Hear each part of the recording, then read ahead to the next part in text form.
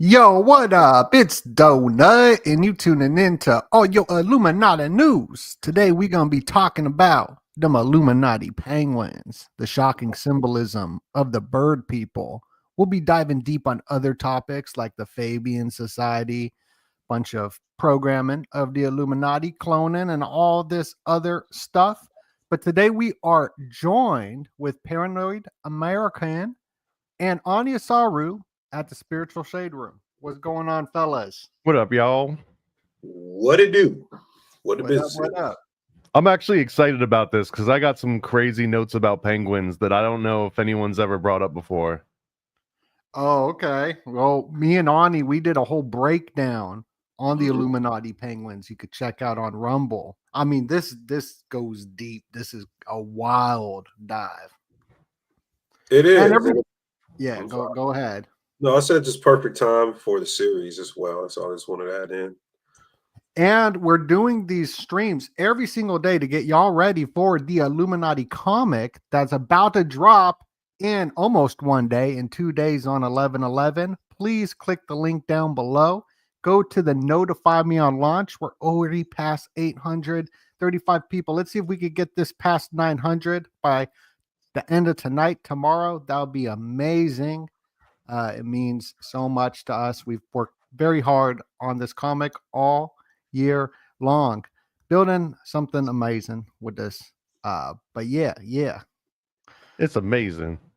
amazing. Yes. So this penguin stuff, you gotta watch the video. I like to cover the dolphins and the penguins, and here's a little clip of what Ani and I did talking about the penguin stuff. It's a fabulous video. And it's still up over on the Rumble, so make sure to go check it out. See, look, that's back when we were young. Oh my God. What is on my head?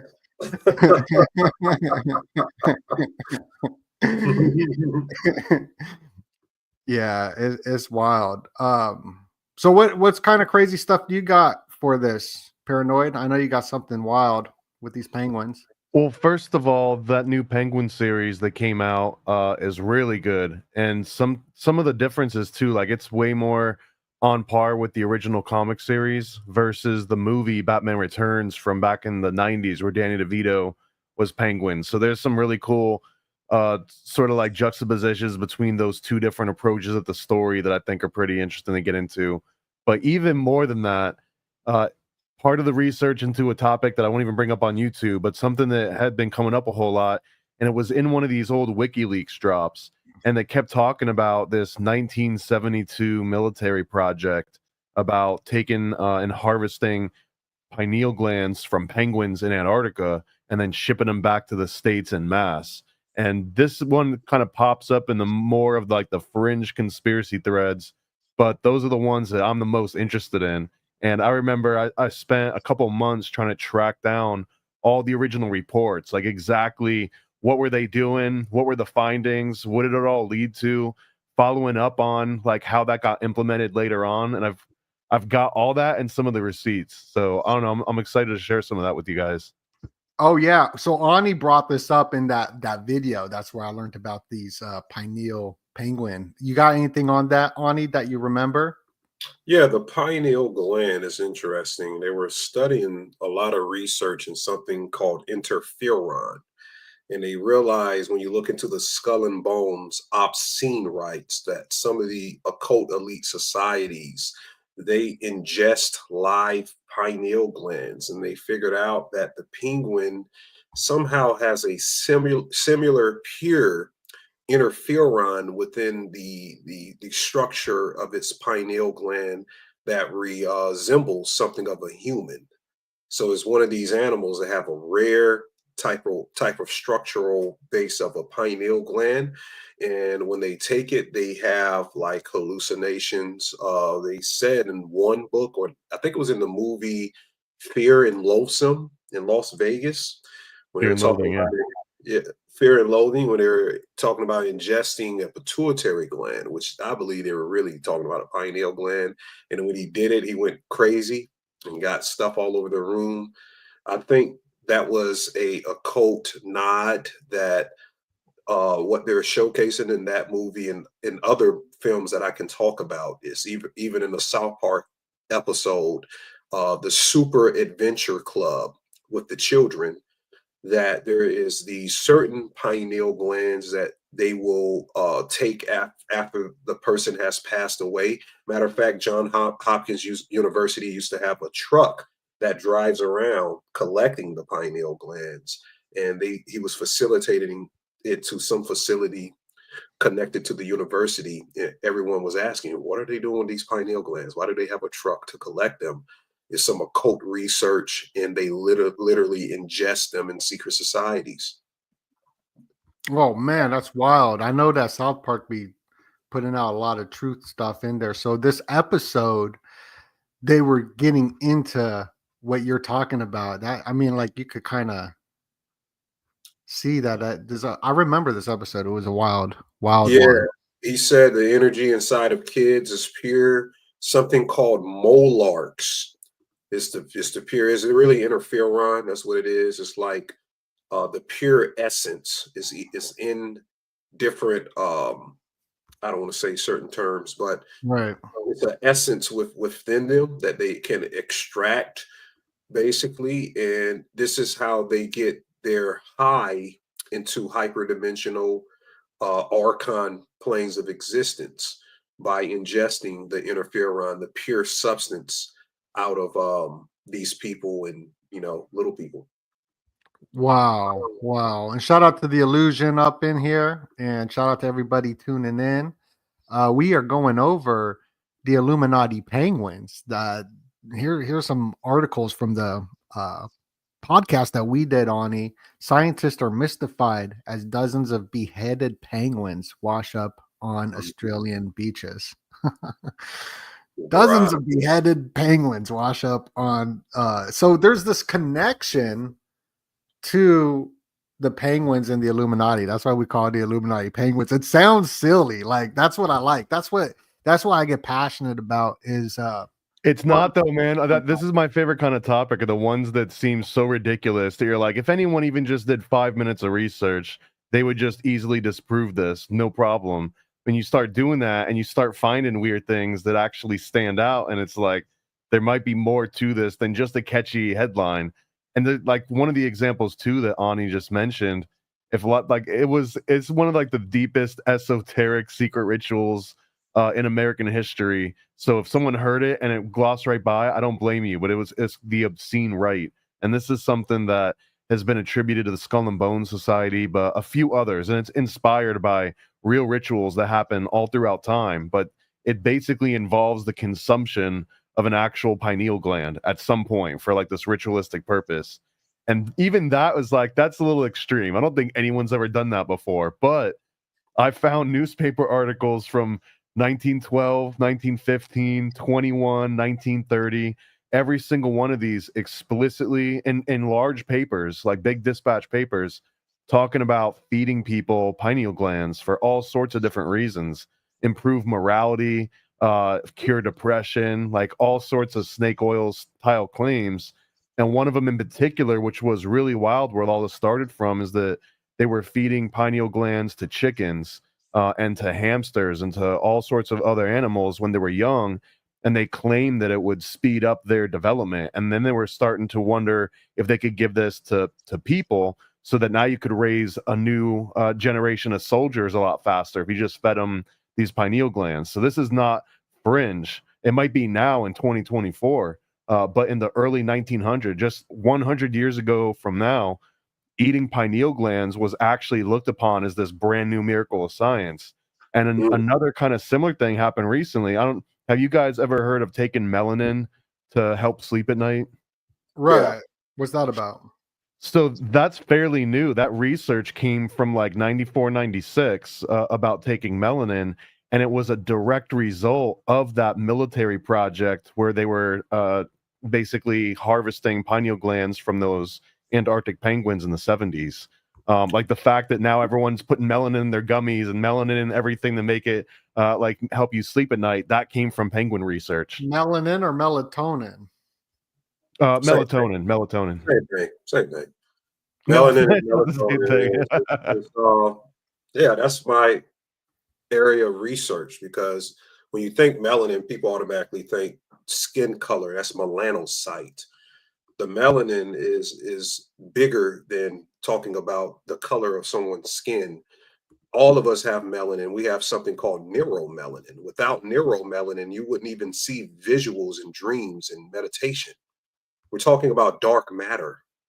We talk about the substance of the whole universe. Talking melanin is just the earth form of dark matter, pretty much. But if you understand that, if you look at a small microscopic image of how melanin is, it looks like these tendrils that resemble their neurons in the brain. I have the pictures. I showed it on my last video on YouTube. It also resembles the plasmic uh The cosmic plasma.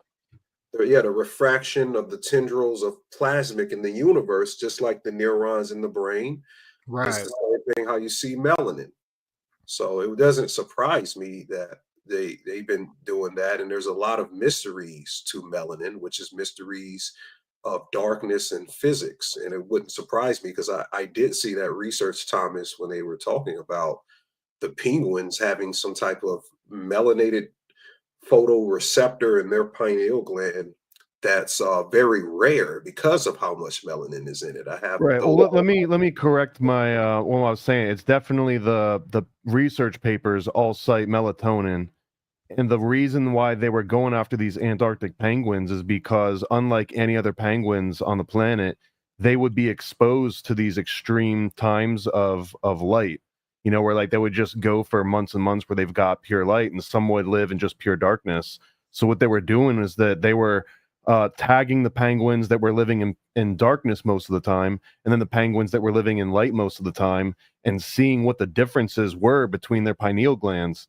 And doing that research, that's when they discovered that the penguins that I guess were in the darkness more of the time, they had a completely different type of melatonin content.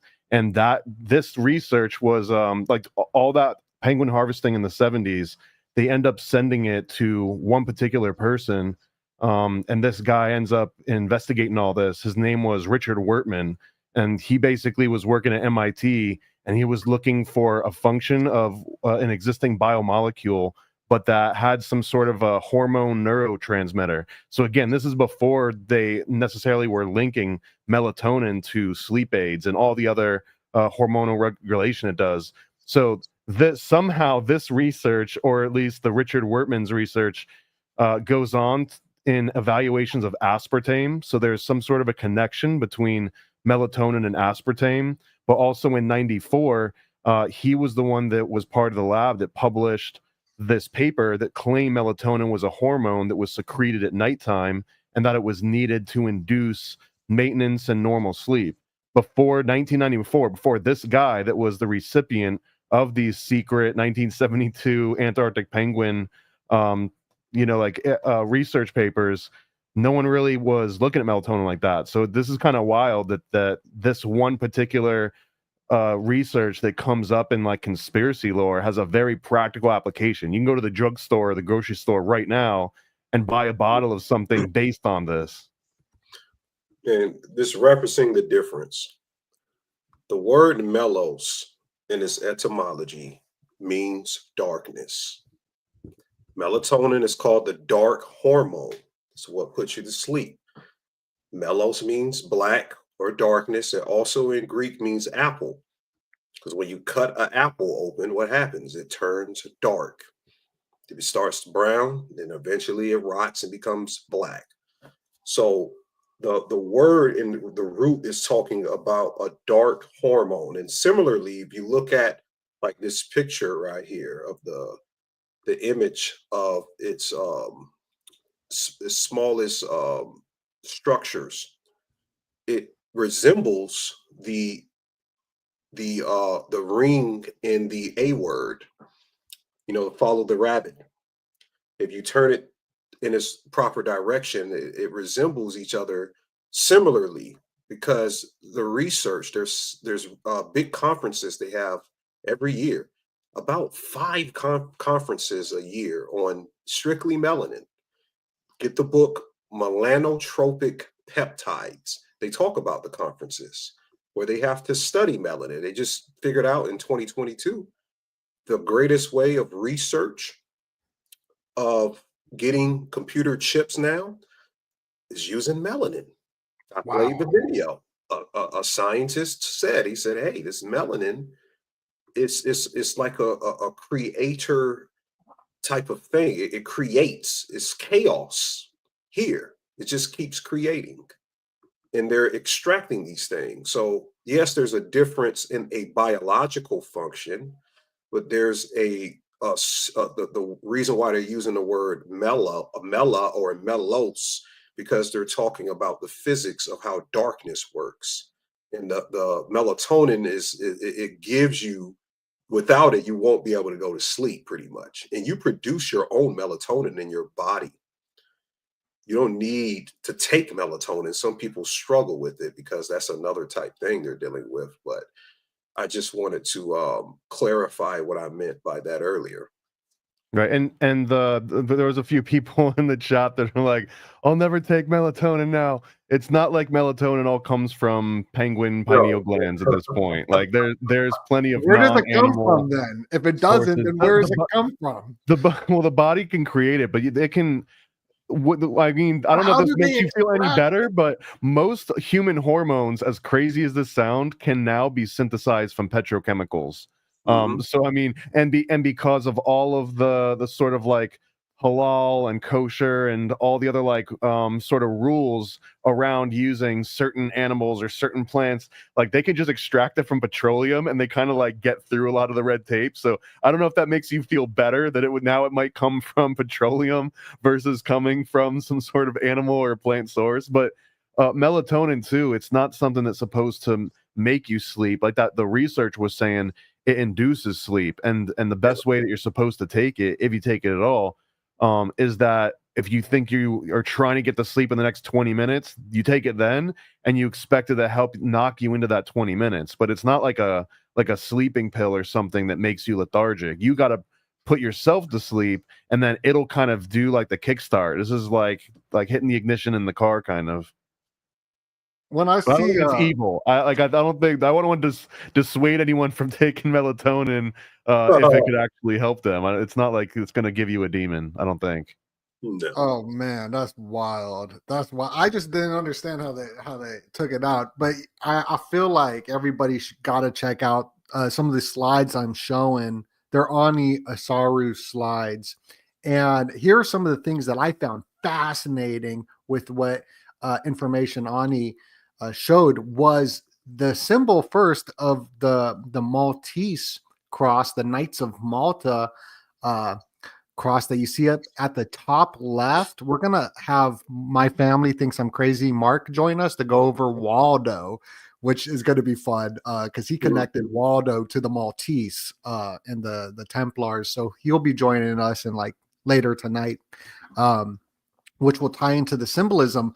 But the Umbrella Corporation and Mary Poppins, like Mary Poppins, damn umbrella is the Knights of Malta, Knights Templar cross, which blew my mind. And you go even deeper and more ancient, but that is Yeah, it's that's also what the blew my mind. cardinal cross, by the way, in astrology. If you look up the cardinal cross, that's what it's showing in astrology. And yeah, there's some other things I could go into with it. But look at the Sumerian Anzu bird, the anthropomorphic figure over there. There is a mythos coming from Babylonia and Sumerian cuneiform tablets that the bird people were actually created people, or they were the creators of people.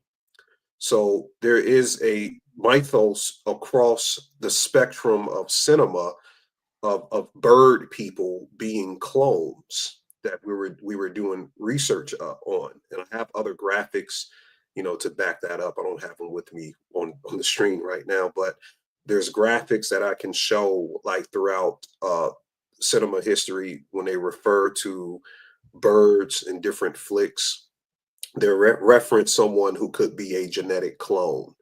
And people don't believe in cloning, but they've been cloning for a very, very long time.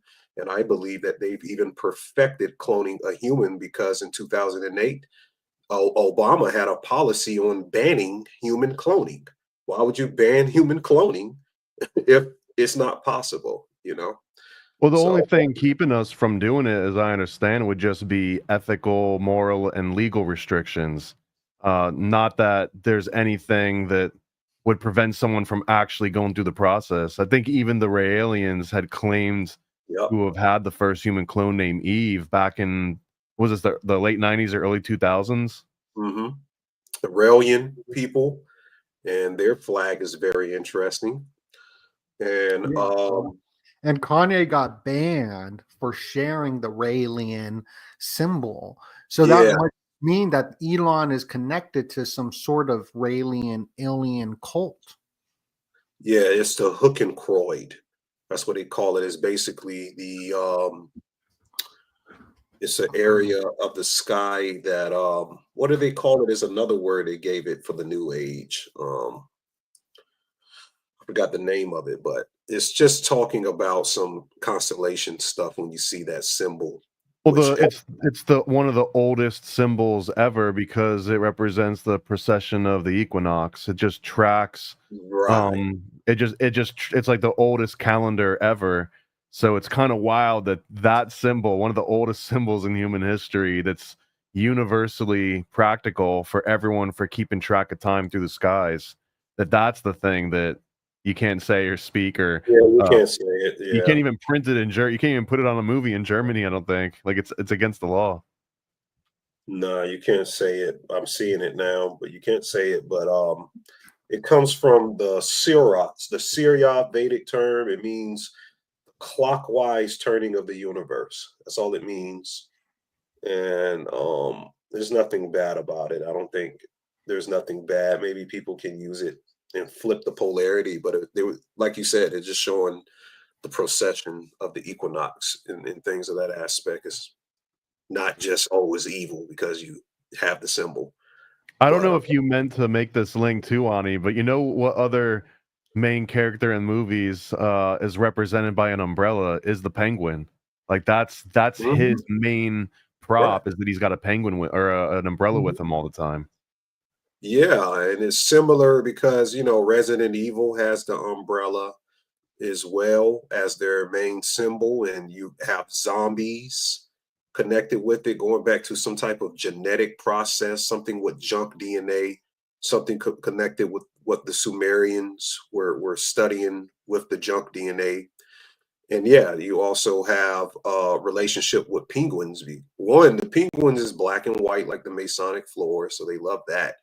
And there is a interesting behavior pattern of penguins. The male penguins, they force themselves sometimes on the other species of, or sex of penguins, and it's very much known that they force themselves on. And most of the male penguins, they're not they're not heterosexual. So it's just a perfect Illuminati lore that's connected with them. Also, you saw the movie Happy Feet. There's something rhythmic with them. Also, the connection to the North Pole in this region, and all of these things is a lot of occult information that's buried in the iconic symbolism of what they represent and how they use it as a occult symbol. Now, wasn't it connected somehow to Alice Bailey? The From what I remember, maybe I'm wrong, but it went into like some occult stuff. Mary Poppins. Yeah, Mary Poppins definitely. The God bag. She has a bag in her hand, just like the Anzu anthropomorphic bird, and she's flying. She flies or she drops. She descends down. It's like the fallen angel descending down into matter. That's what it represents when she's slowly descending out of the sky. And the God bag, there's a lot of mysteries behind it. I did a couple of videos on it. but it's like she's carrying the alchemical tools that she needs to become illuminated as she's descending down, which is supposed to be in our possession, as human beings, to ascend back up, which is another esoteric lore. Shout out to Enslaved by Truth up in here. Mhm. Wow, this is wild. Yeah, Absolutely wild.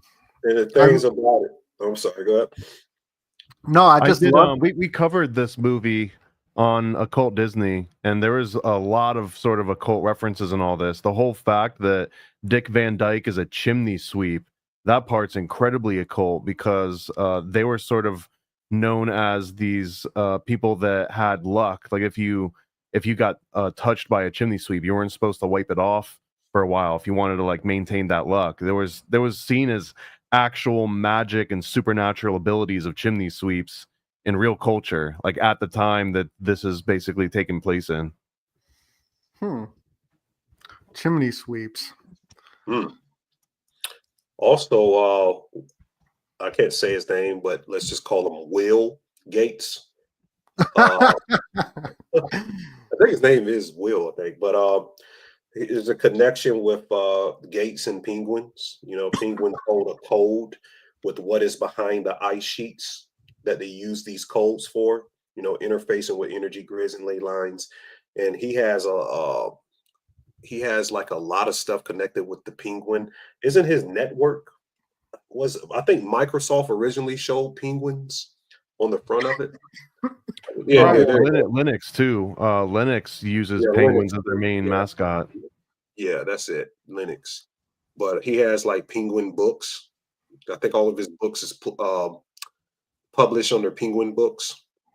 Yeah, the I'm first gonna, one. I'm gonna show it really quickly so people can see because I'm up on YouTube. But this Ani brought this information that was just incredible. Y'all see it. Y'all saw the penguins really quickly. That's all I'm gonna show. But Yeah, continue. it was on the front of her shirt.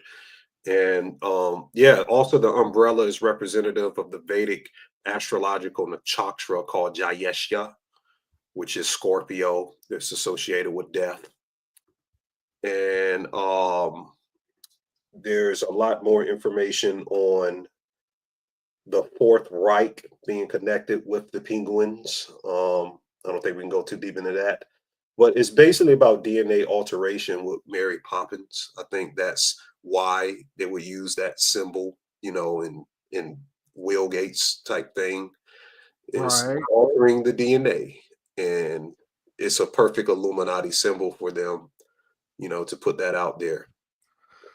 There's a particular scene in Mary Poppins that always freaked me out, and even as I rewatched it to do that Occult Disney episode on it, it still stood out again. And I haven't heard a lot of breakdowns on it, so I'm not even sure what I think about it. But as soon as she brings the kids back from after they jump into this sidewalk chalk, which is where they teleport to this other world, right? And then they have to get home before the rain washes it out. And once they get back home, and they're like in the safety of the house and everything, she pulls everything out of that mystical bag. She starts gaslighting these kids. They're still like, oh, wasn't that crazy what we just went through? And she's like, what do you mean? We didn't do none of that happened. And they're acting really, really confused about it. And it always seemed almost cruel to me as a kid that she just showed them this whole other like fantastical world of magic. And then once they wanted to talk about it in the mundane world, she denied it ever existed. And it almost felt like they got initiated, and they're not like, are you not allowed to talk about the mystical world when you're in the mundane world, according to Mary Poppins?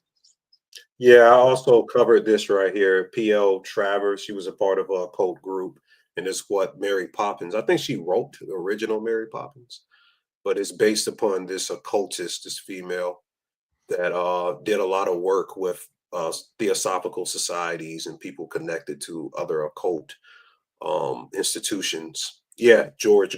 Yeah, that's who she worked with. I think that's her. Gurdjieff? Oh wow, yeah, he Yeah, came up yeah, yesterday. yeah. It says she met him. Yeah, we did bring him up yesterday. That's interesting. He comes back. Yeah, that's her right there. So Mary Poppins is P.O. Travers. That's who she is. That's why it's a cult.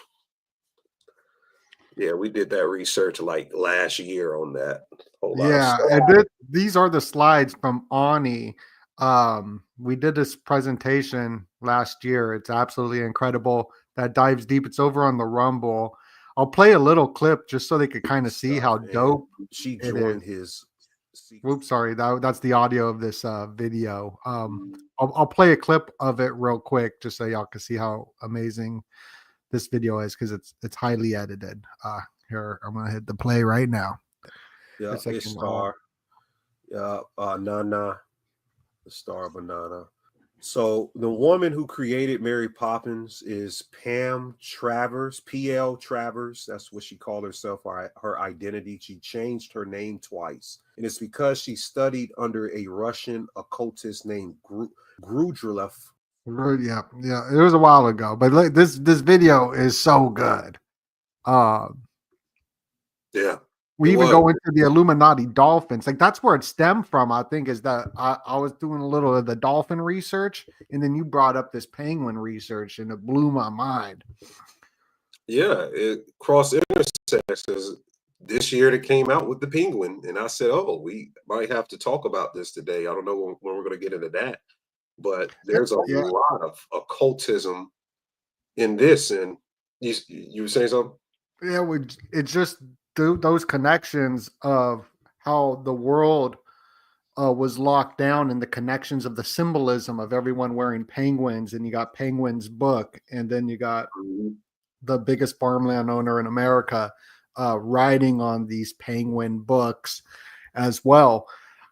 I think it's a big thing. I think it's a big symbol to look at.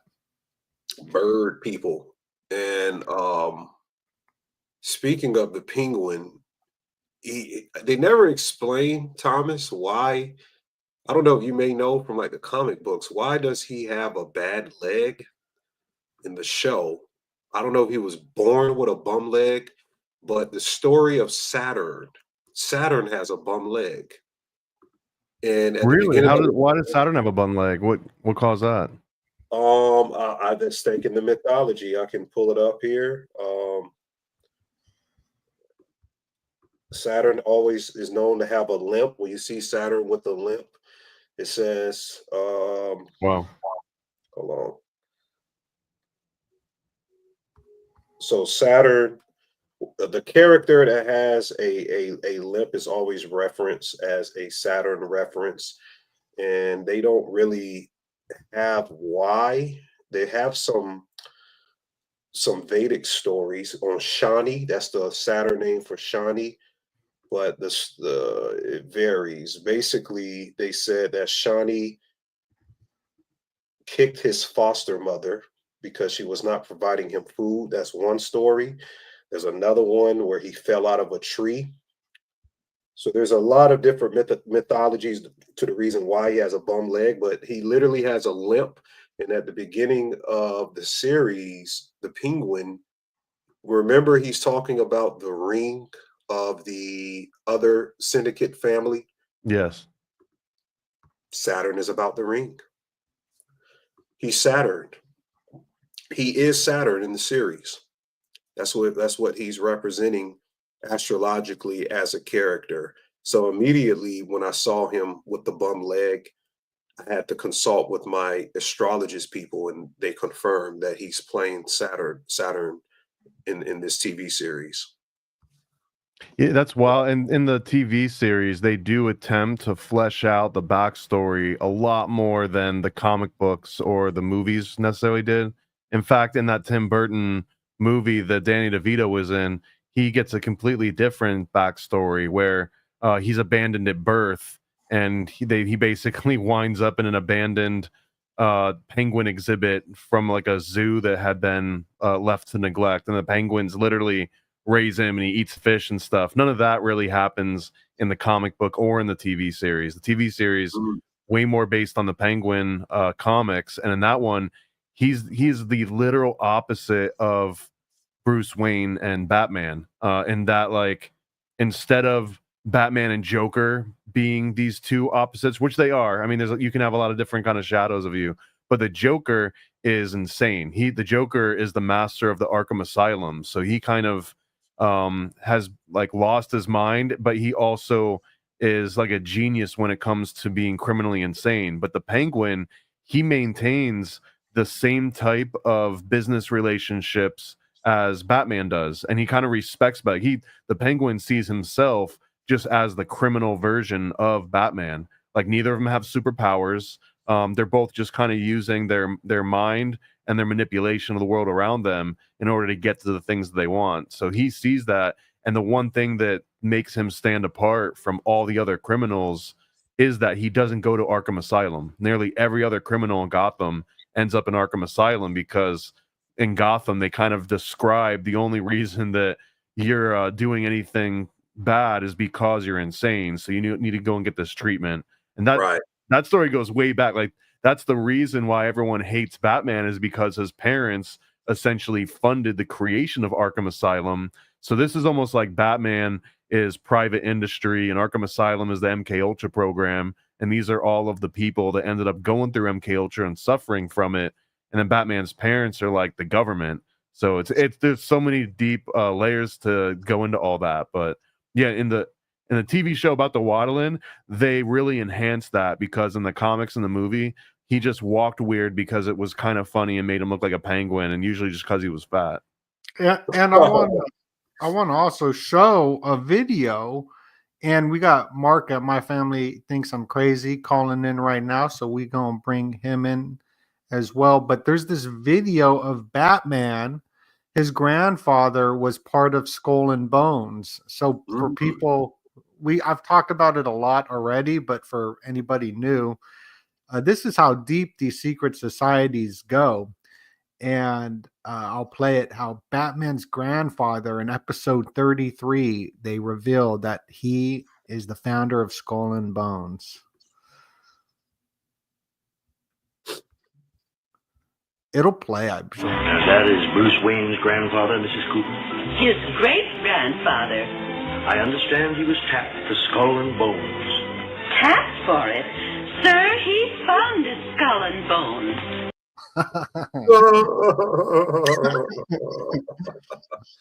There's also an episode of Batman from the 90s. In one of the background scenes, it shows like a chalkboard that they were plotting on, and the chalkboard has a mention to Bohemian Grove on it. So there's a lot, like the people working on these comic books were deep into all this kind of research. And we just brought on Mystic Mark. What up, Mystic Mark? Because as soon as he mentions Skull and Bones, he pops in. Good time. So we're talking about Penguin. I know what you're talking about. I've been watching my whole way home. I was watching the live stream. I'm caught up. Don't even. Okay. I just wanted to come first of all, I wanted to say what's up to Ani. Ani, you and I still got to do a podcast. It's not your fault. It's my fault. So we'll make that happen. Yes. And Thomas, Jonah, good to see you both. Great to see you too. Also, I can't wait for that podcast. Just catching my breath. Excuse me. I have some comments on Penguins, but I'll let you guys finish this thought. And then also excited to comment on both the Skull and Bones, and I heard you mention you wanted to get my thoughts and research on Where's Waldo, because that connects to the whole. Yeah. Yes. That's funny. Yeah, because since we're talking about a lot of like I grew up like with the Penguin toys and Where's Waldo books, so that's a big part of my programming. So it's interesting to see all this. Yeah, I think I had a couple Penguin toys, which is weird. But the top hat that he wears is associated also with some Freemasonry, but also to a Vodou deity, Baron Samedi. You look at Baron Samedi because he always has a cigar in his mouth or some type of, he's smoking something in his mouth. If you look up a picture of Baron Samedi, he has the same top hat as well, and he's like a death god.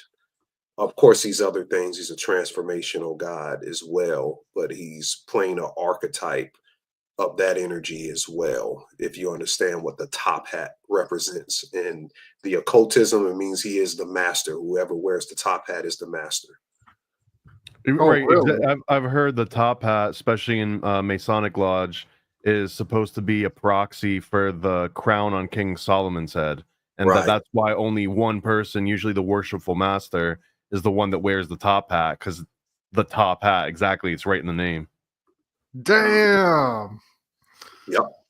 I'm curious. You mentioned the Batman grandfather character. They joke, oh, he founded Skull and Bones. Do they elaborate any bit at all more than that throughout? Well, that was, I think, Batman, not Penguin, right? Right. No, yeah. I don't know if they elaborate any more on that. I think it's just that one Just clip. once. Okay. Yeah, but it was episode 33. 33. Yeah. And I think it was called Fine Finny Fiends, which is FFF, which is 666, I think. Okay. Yeah. Mm. Yeah, so there's a lot. And then Arkham Asylum, Mystic Mark and we did a whole breakdown on this when we first met. And it kind of reminds me of the Twin Peaks of the AA, Arkham Asylum, AA. Yeah. Wow, we're folding a ton of stuff in. Well, on the point of Penguin, the umbrella, I wonder if parasol and umbrella are synonymous, or if parasol is a different type of umbrella. But if you think about that word parasol, what does that mean? In another context, it means like other sun, other soul, right? And there's the whole idea that Saturn used to be the sun in the universe, and had some sort of breakdown as a star, and now it's in its like dying stage or phase of being a star, according to astrophysics, if you subscribe to all that stuff. But yeah, that kind of crossed my mind, the parasol connection. And then the other thing that crossed my mind too, on the point of penguin, or penguins rather, is that there's the whole esoteric interpretation of the North Pole, and how the North Pole has Mount Meru, this magnetic mountain that has maybe even an association with divinity somehow. Well, the penguins are only found in the South Pole. There's no penguins in the North Pole. So if you think about it like that, North Pole is seen as maybe a heavenly place, right? You have the northern lights in the north, not in the south. You don't get the aurora borealis effect, as far as I know, in the South Pole. I could be wrong.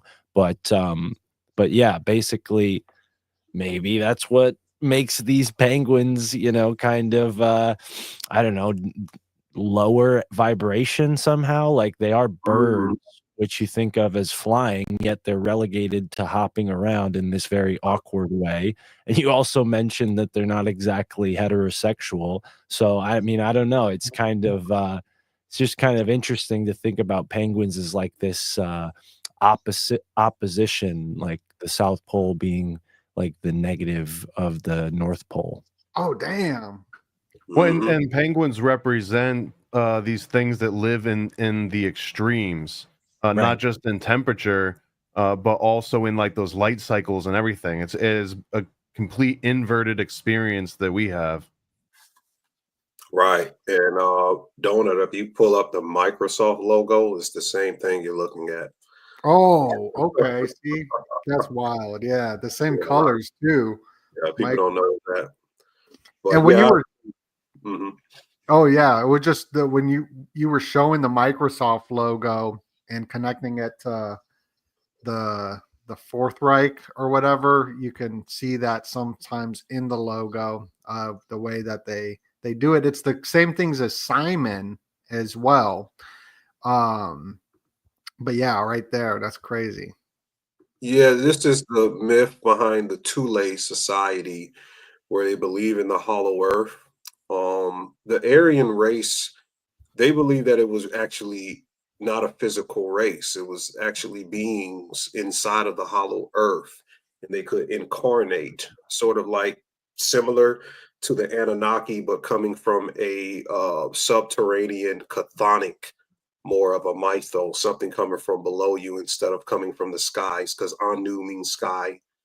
And that's just their mythology is based on all off chthonic things, because the Viril is the energy that the inner sun powers the hollow earth by, and they believe that there's a magical current that they could tap into to use their, occult society they were building to run the world, pretty much.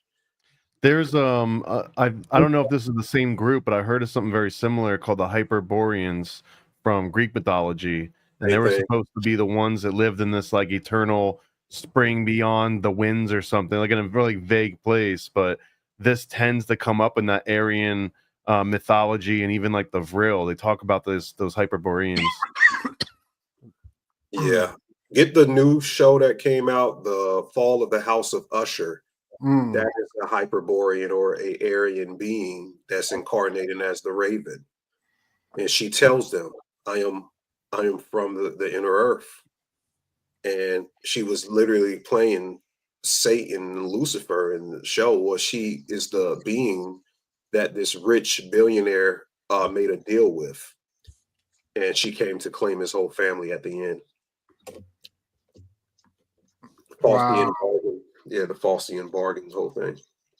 Wow. And we're about to pass through 1,000 people. Please smash that like button as you're up in here. We are joined by Paranoid American, Anya Saru at the Spiritual Shade Room, and Mystic Mark at My Family Thinks I'm Crazy. I got all their links down below. Make sure to go subscribe to their channel. And we're doing these live streams every single night promoting this Illuminati comic that's going to drop at 11 on 11/11. So it's going to drop in a couple of days. Paranoid and I worked on this for over a year. Dang, we got a bunch of people signing up. So thank you so much. Go to the notify me on launch. I'd love to see this crash through 900 before the end of the night, please. But yeah, and I also got a slide of the Illuminati comic I wanted to show of the Fabian Society, right? Is that the Fabian Society? This one's the Fabian Society. You can tell because of their two logos. One is the wolf in sheep's clothing, which is very telling, and the other one is a turtle.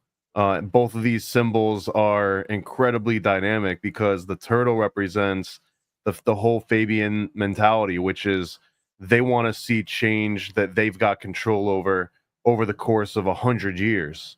Which is also how long some of these tortoises tend to live to, but also because they're slow moving, but they stick the course, right? They keep pushing down this path, and that's what the Fabian Society see themselves as. And then the wolf in sheep's clothing is that they know how to sneak policy into the world by doing that turtle motion, but they're going to present as if it's benign, or present like, oh, we'll just pass these, kind of like the concept of passing a law, where you don't necessarily intend to enforce it in the next 10 or 20 years, but you definitely intend on enforcing it in the next 30 or 40, and just keep doing that continually over multiple generations. And eventually, according to the Fabian Society, you can have more control over the world than someone that just gets into power and declares war and starts causing all sorts of short-term changes. That Fabian changes are much longer lasting.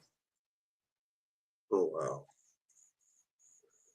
And this is basically a sprouted from the whole idea of the Bavarian Illuminati, because that was also their intent. It was after the Jesuits fell out of power, and they saw themselves as this reactionary, like anti-Jesuit force, but they had to do it kind of behind the scenes and over a long course of time, because the Jesuits at that point had run academia and therefore like all of government for about 200 years. And this is all in the Illuminati comic, full of symbolism. You learn so much. So make sure to go on over here to the Notify Me on Launch. I want to see that. To 900. Someone was asking too, how big are the comic pages? These are based on the classic Chick Tracts, which are about 3x5. It's about the size of an index card.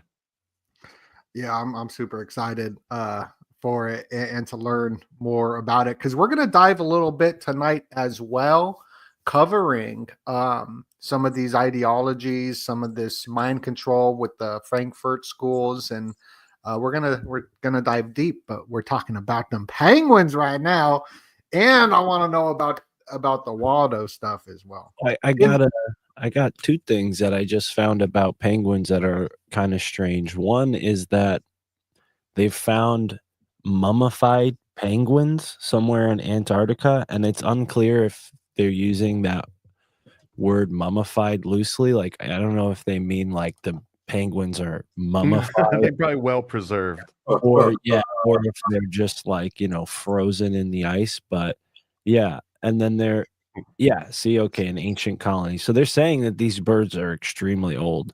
They've been on the planet like this for a long time.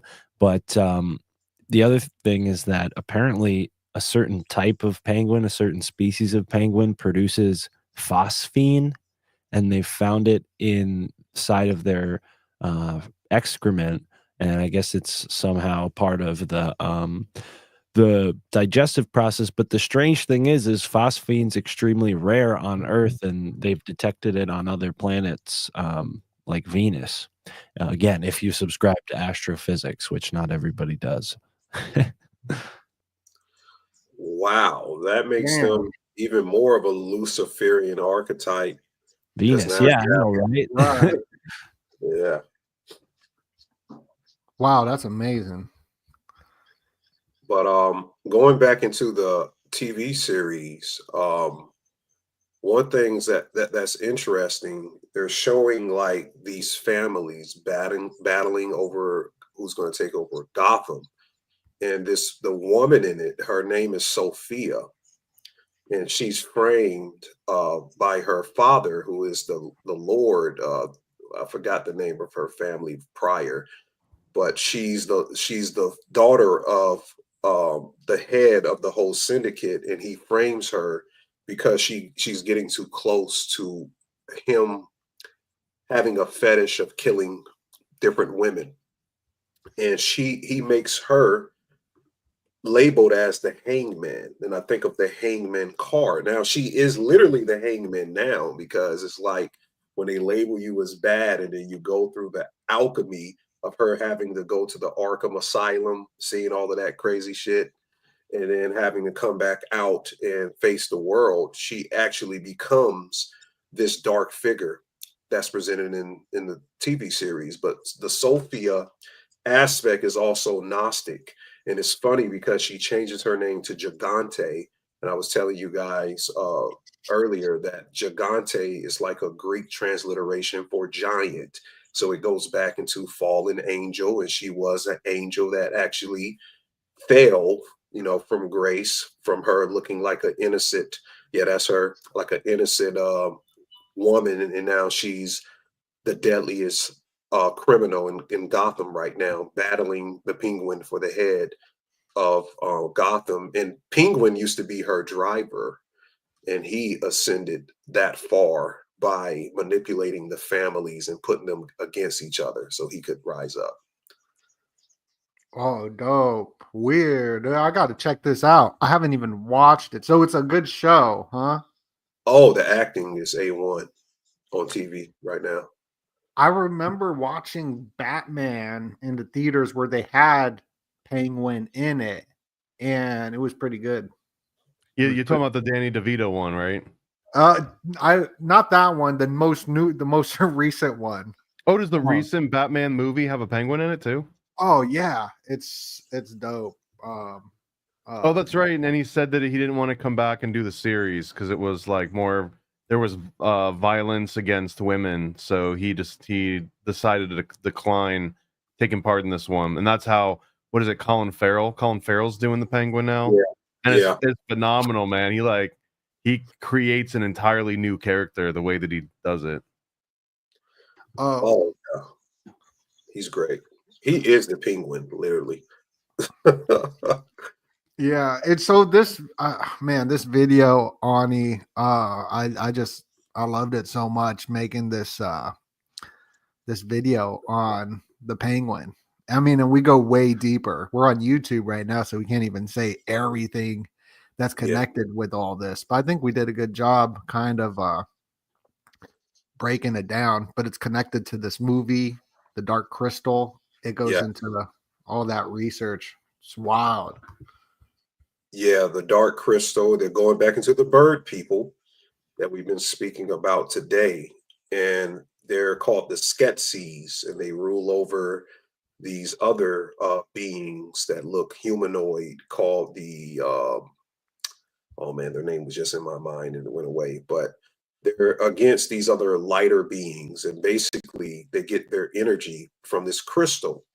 And their whole emphasis in the movie is extracting the essence out of these other beings at the right corner, which I keep forgetting. I don't know what their name. You can look their name up, but I think because these beings are younger and smaller, it goes back into the ingesting of pineal glands, or ingesting something from people to get their essence.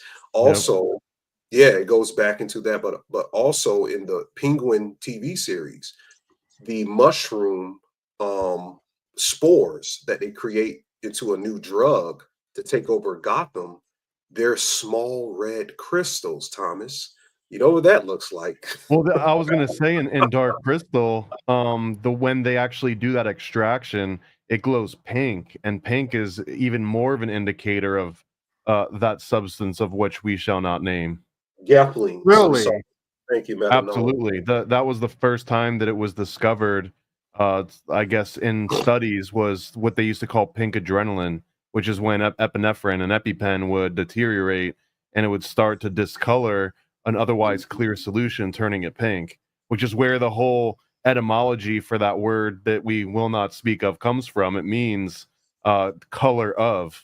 So, and that was the color. It was a pink, or it can vary to red, or it can turn dark brown, even black, because it actually does degrade into melanin.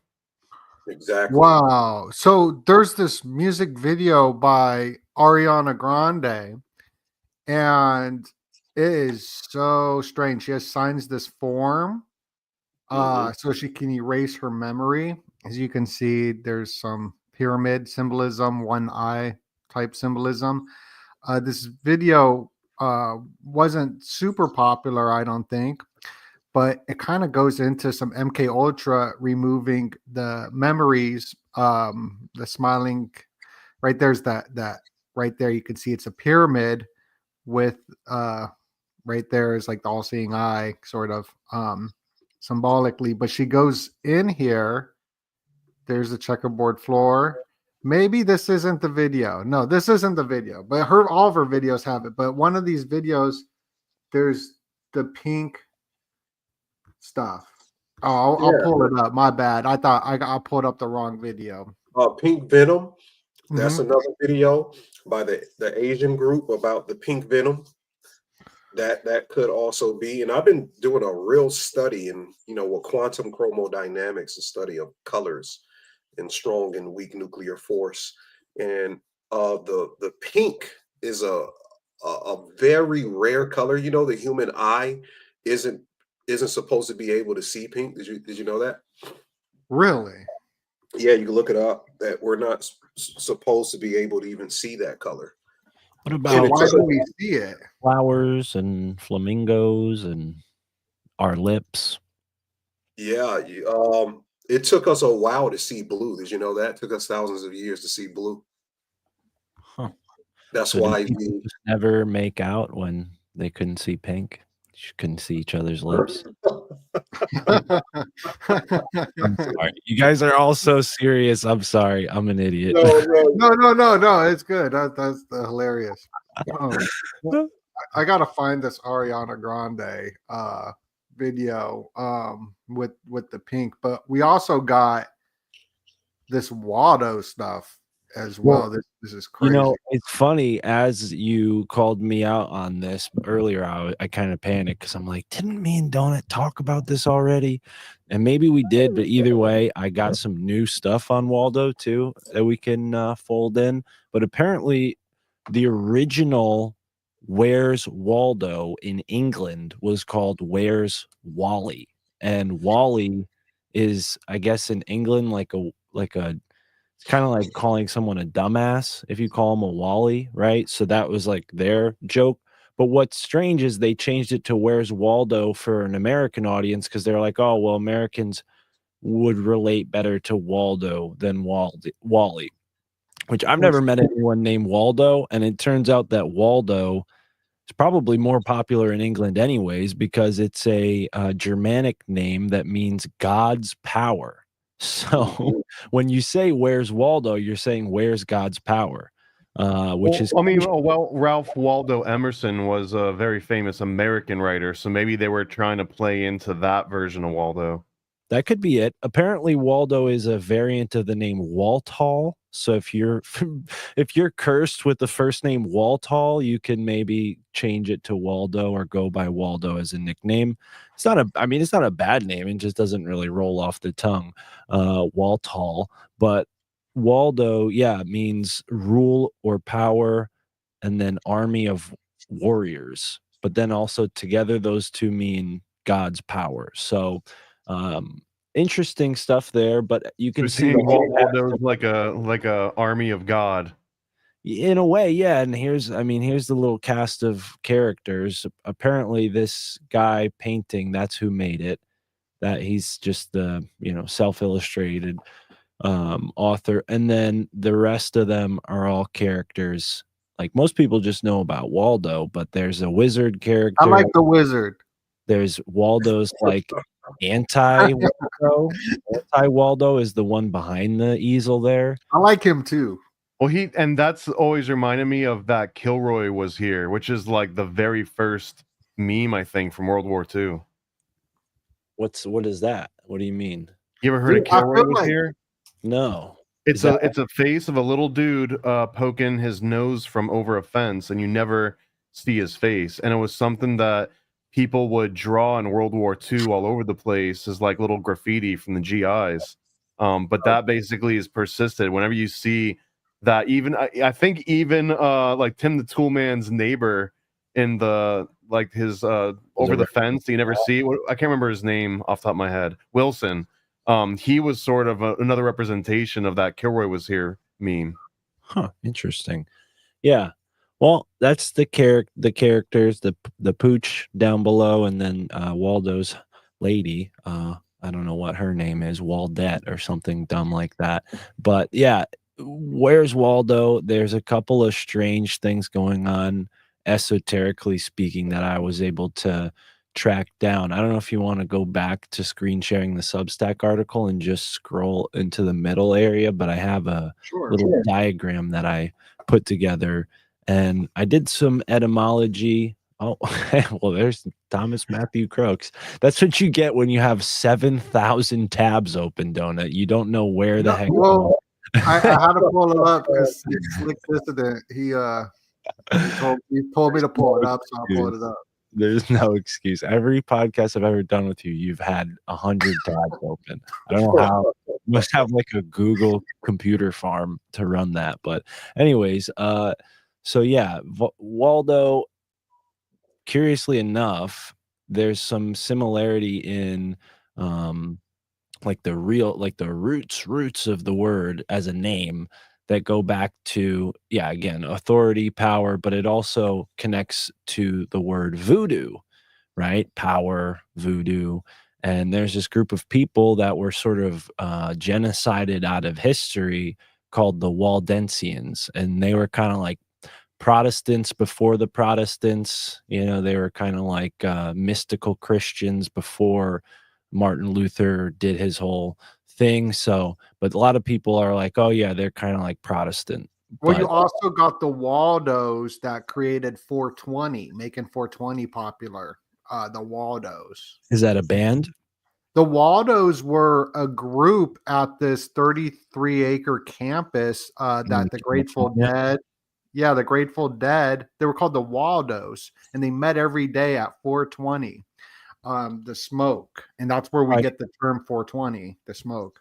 Yeah, I think there's something to that. Like they met at a wall, hence Waldo's, but that was like their location that they hung out at some, like, the side of a building somewhere. But it was it was at their school.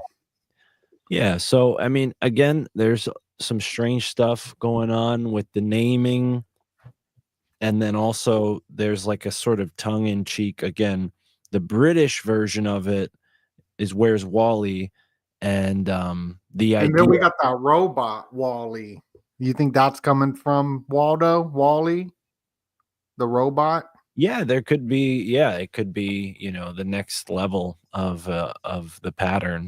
These things tend to branch out into and have all different connections. But no, I was considering more like how a children's book, because Where's Waldo received criticism because it's like, this isn't a book. This is just a game. It's not a book. It's like a way to find symbols, though. Like I feel like Right. Well, that it's book- like hiding in plain sight. And, again, this secret society that uses the Templar cross and the red and the white, which is what, you know, Waldo's dressed up in. And he's also wearing this like Phrygian kind of cap, the Liberty cap, that whole Mithraean cult would wear that cap. And people in the Revolutionary War would wear that cap.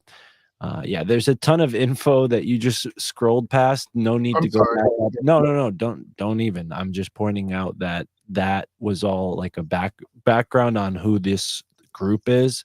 That picture, yeah, shows you the area that they're from.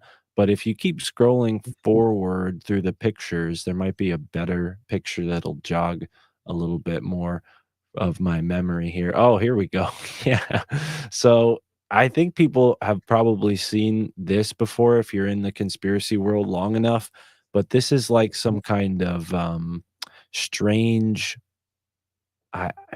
If you would scroll down to the caption, like, so we're not like in gallery mode and we're just looking at the picture on the page itself. Yeah, there we go. Uh, Oh yeah, here it is. Hans Ging. And if you click on Hans' name, yeah, there's more info there. But this is in Bern, and this city is where these Waldensians were. And it was this mystical form of Christianity, right? That's what they say now. And who knows, maybe it's apologetic and they're trying to cover up the fact that these people were doing child sacrifice rituals. And that's why their neighbors thought they were an abomination and genocided them, right? So there's some strange stuff going into the whole Where's Waldo thing, and maybe the Waldensian connection is a little shaky, but I just thought it was strange considering this is a children's book that has no text at all, and it's all about finding something hiding in plain sight, right? So that's what we did here. We took whatever information was available about the book series, and this is kind of the what it amounted to. And then also I find this kind of funny that this is one of the main like images for Where's Waldo when you search it, and included in there is a giant, right, Nephilim, and a dragon. So, very potent symbols there. And there's a witch up there in the corner and a couple of other occult little symbols. There's like a little red demon somewhere and all kinds of stuff. It's like hiding in plain sight, right? And the point of the book isn't to just find Waldo. You find the other characters, and you also enjoy, looking for little things that pop out at you, right? And that's kind of what we do synchromistically with analyzing these things in pop culture. And we look at something that the average person looks at too, but they don't see it the same way you might if you were playing something like Where's Waldo and you got a knack for it, or it became a skill that you deployed throughout your consumption of media. Like you guys all do this as a reflex, because this is a part of what we podcast about. But Where's Waldo is like a very subtle way of teaching kids how to do that potentially. And then on the exoteric value of things, there have been a few articles that I found where people are saying Where's Waldo was like some kind of MI6 CIA program idea to get kids to be good at spotting a face in the crowd, right? Which now we have like super high tech stuff. So I don't even believe that explanation because they would have known about the super high tech cameras when this book was published. So I don't really buy them using Where's Waldo to train kids to be super spies. That's kind of a silly explanation. But on that note, Mind Unveiled just put out a really strange video about one. the fart one, but the Spy Kids one, which I don't know if you guys ever watched Spy Kids when you were Yeah, young. Robert Rodriguez. That was a big one for me when I was growing up, and I never saw any of that strange weirdness. I mean, obviously, I knew the movie was strange, but as a kid, you don't pick up on any of it.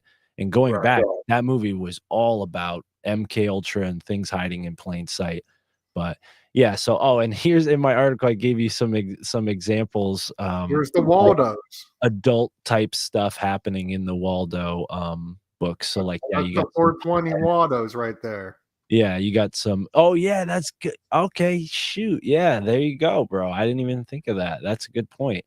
But yeah, there's also some like, maybe X-rated drawings as well hidden in the Where's Waldo stuff. Like right there, you got a side boob shot that they edited out. It's just kind of funny, maybe Look what culture. they took from us. Yeah, culture's just gotten a little bit more like prude, I guess, because in the 80s they're like, yeah, who cares? Let the kids see side tit, and then in the 90s they're like, no side boobs. Like they're like fine tooth comb through Where's Waldo looking for side boobs. So That would have been the coolest job, though. They're like, we need you to look through all of these Where's Waldo books and find everything. right. Well, and this is Where's Waldo today. I think this is like the newest edition of, whatever the imprint that publishes Where's Waldo, and it's just all space themed. So I figured I'd include that because it's kind of occultish too. Like it's got the space age, but it's also got the the original astrological symbols of the 9 classical planets. And then, of course, yeah, you got him as your classic. What do you call him, Thomas? Journeyman, or what are Freemasons called? Traveling men. I mean, that's Yeah, kind traveling of man. Waldo gig too. Although he's not traveling light here. yeah, no, not at all. He's well equipped for adventure, but that's also, another subplot of the book is you're following Waldo through different time periods and different parts of the world. So he is, in essence, a traveling man.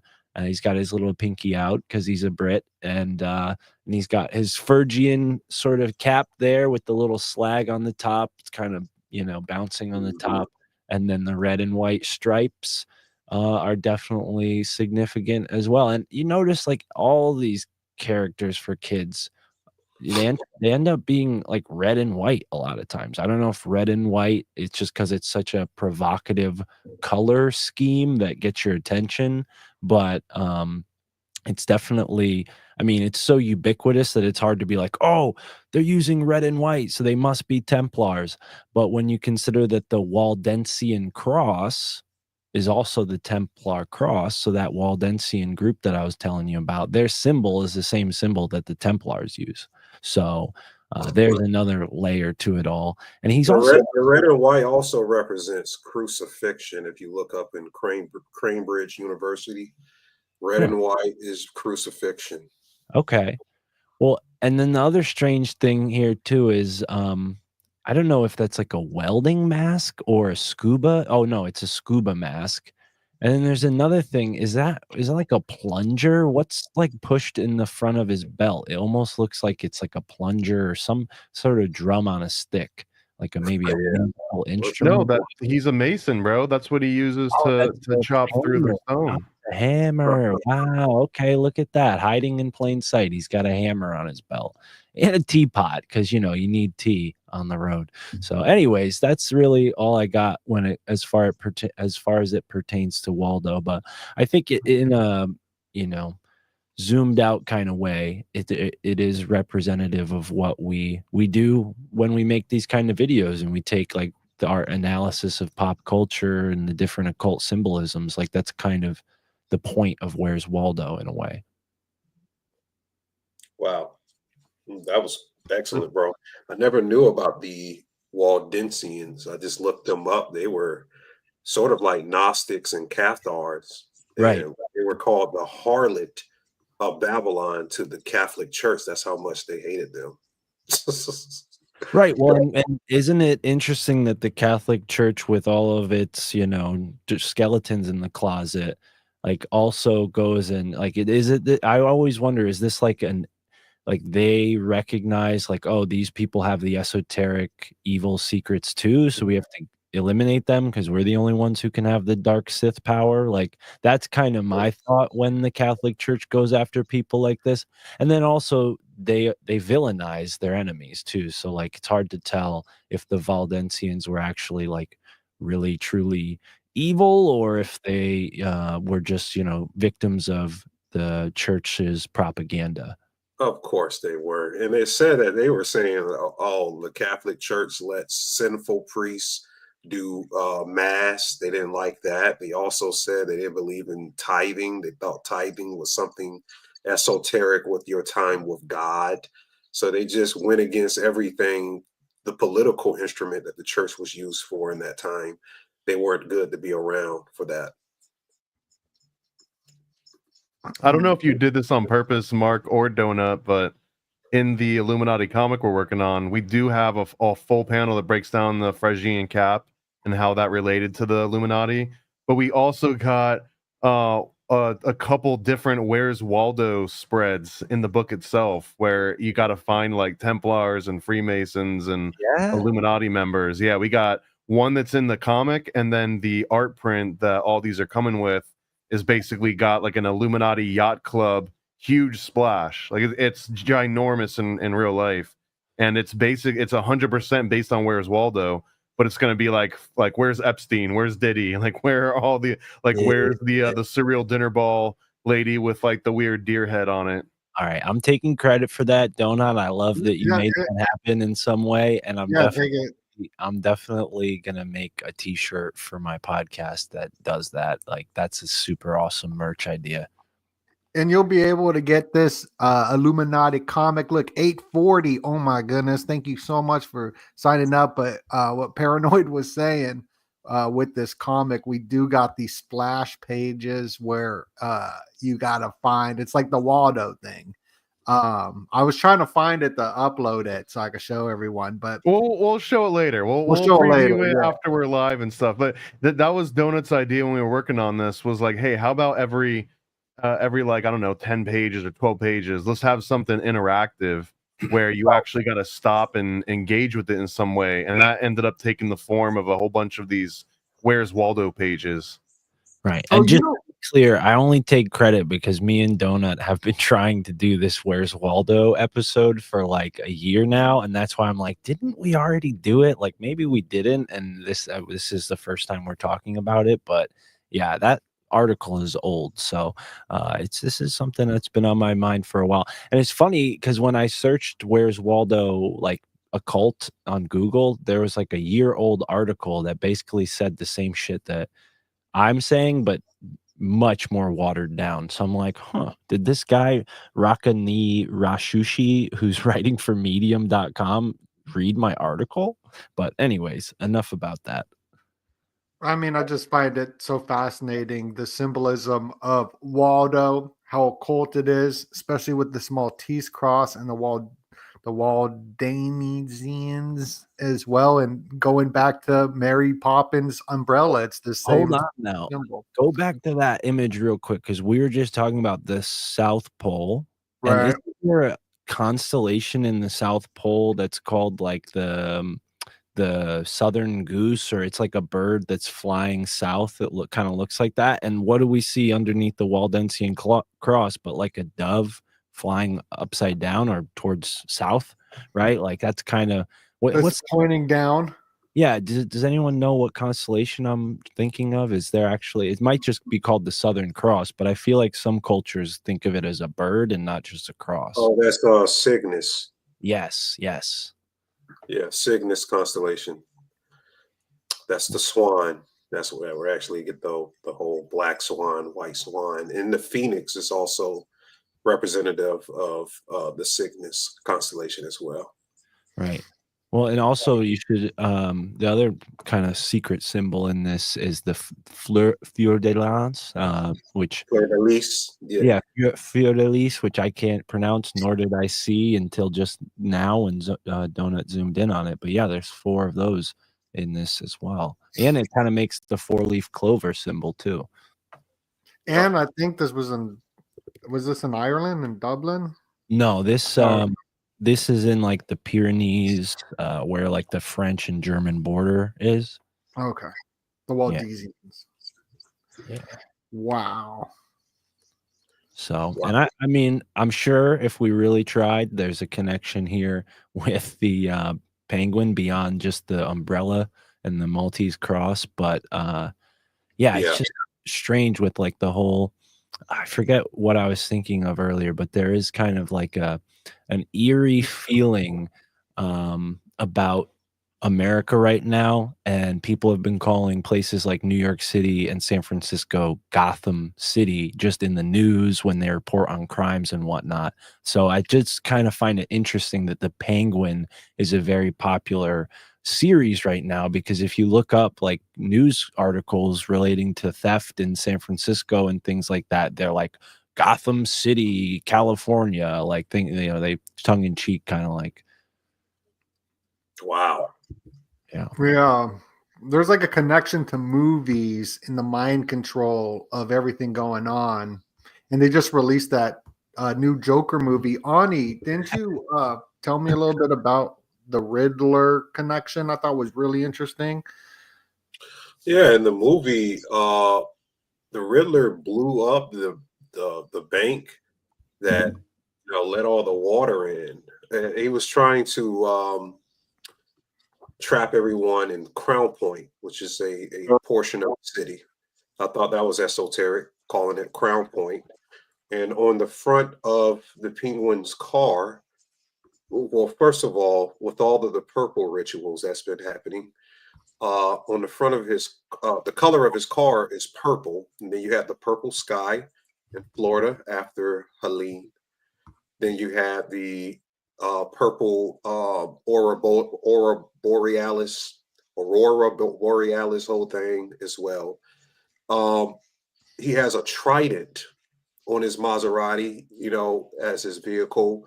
And we did a video, did we? Or I think me and Tommy, or me and Tommy did a video, Donut, on the trident and how many Yeah. rituals associated with it wasn't 9/11. Was it Operation Trident? I think it was Yeah. Operation Trident. Yeah.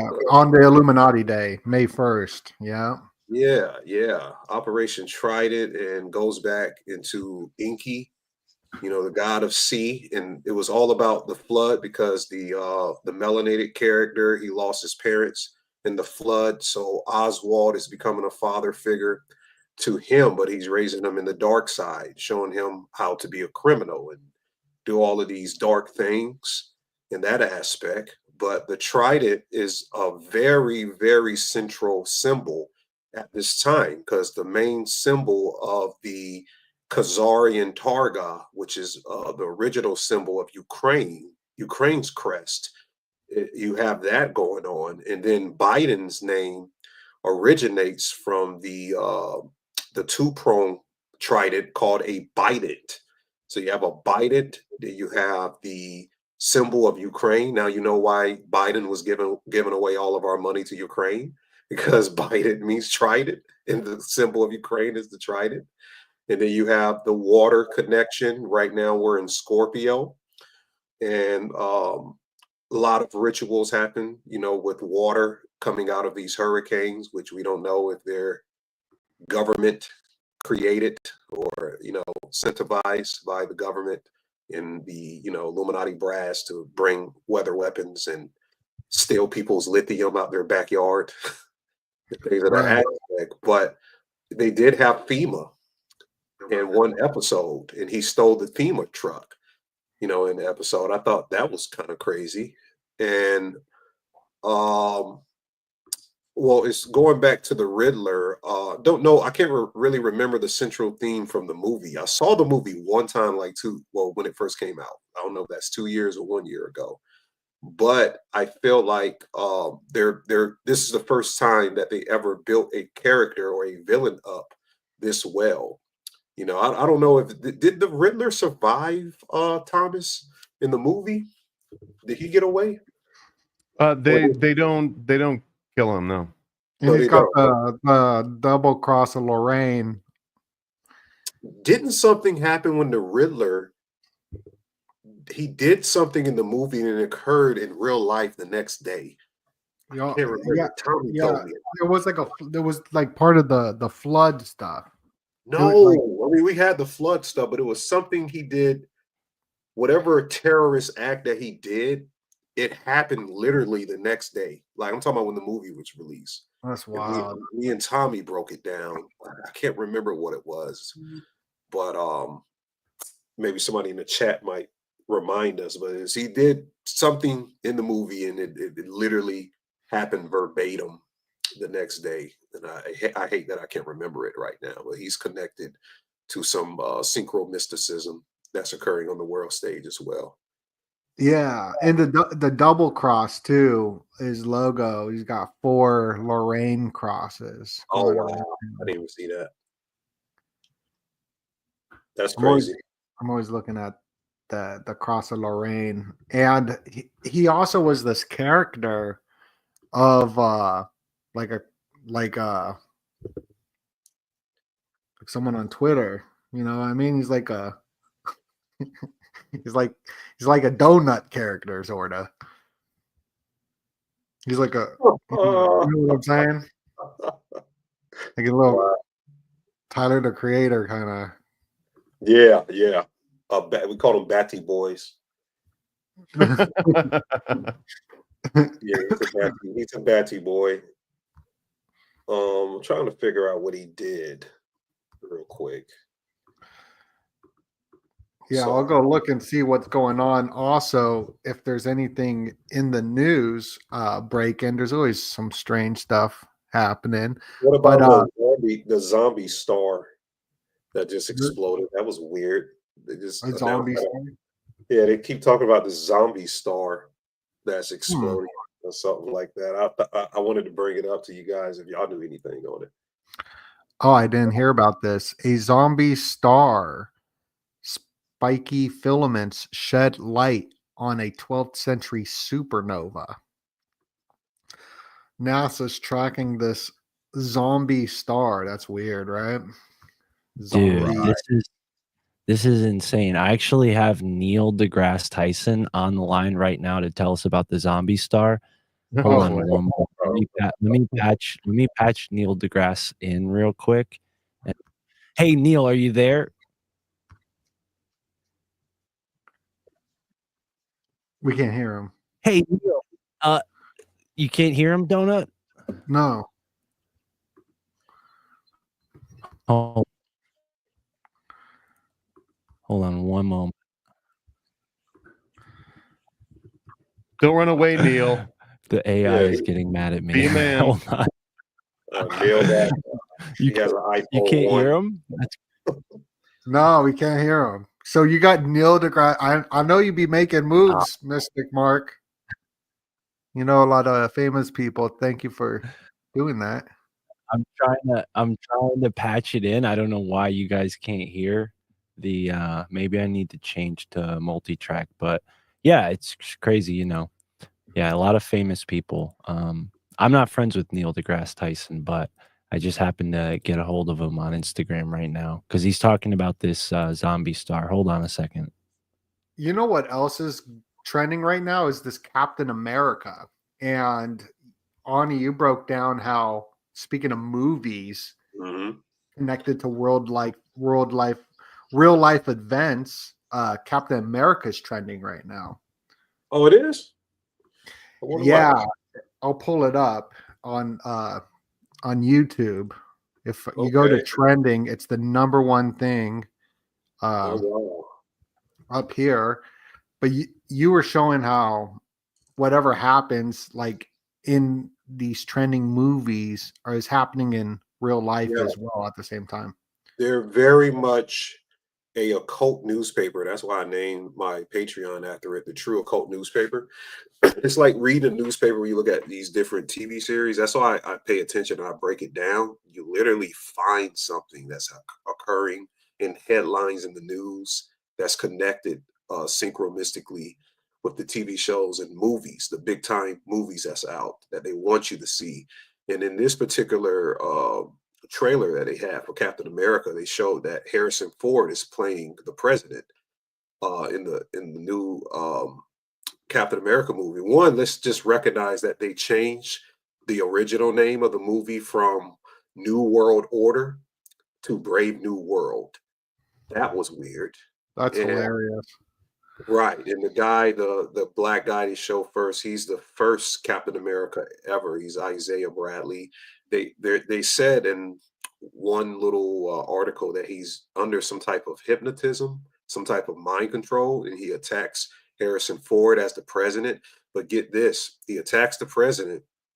The day that he attacked him was one day before Trump had the whole ear thing that happened with the shooting.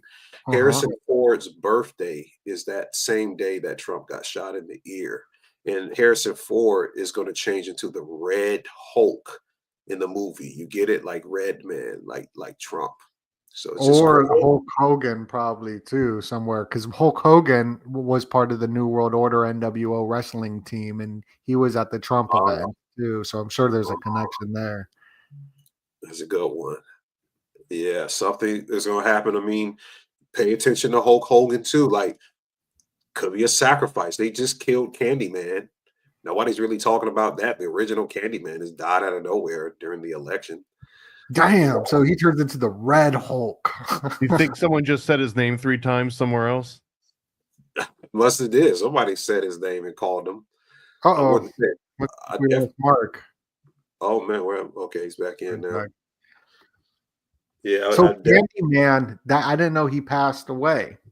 yeah, Tony Todd. Tony Todd just passed away out of That was nowhere. today, right? Today or last night?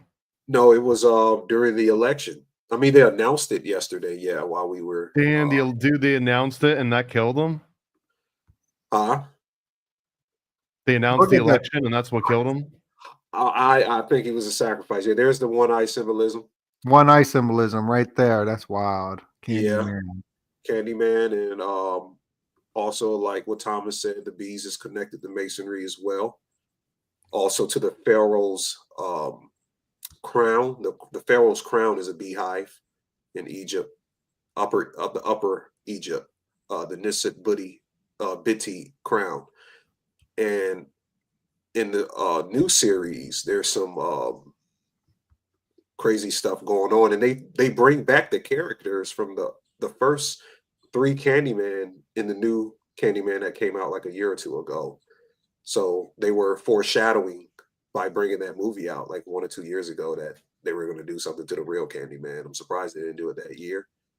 But he died at 69, and at the top of the Masonic arch, you have the 69. That's the Cancer symbol, and the Cancer symbol is the gates of men. Souls come out from the gates of God, which is the Aquarius, wherever Saturn is. And Wait it goes second. there. So the 69 is where? It's a Cancer. It's the Cancer region of the zodiac. Yeah, is it part of Candyman? No, he died at 69. Oh, he died at 69. I got that. My 69 bad. years old. And if you pull up the Masonic arch real quick, you'll see at the top of the arch, you have the 69. Why do we have the 69? Because the gates of men in astrology, that's where souls come down from. So they're showing you the arch. Yeah, that's the symbolism.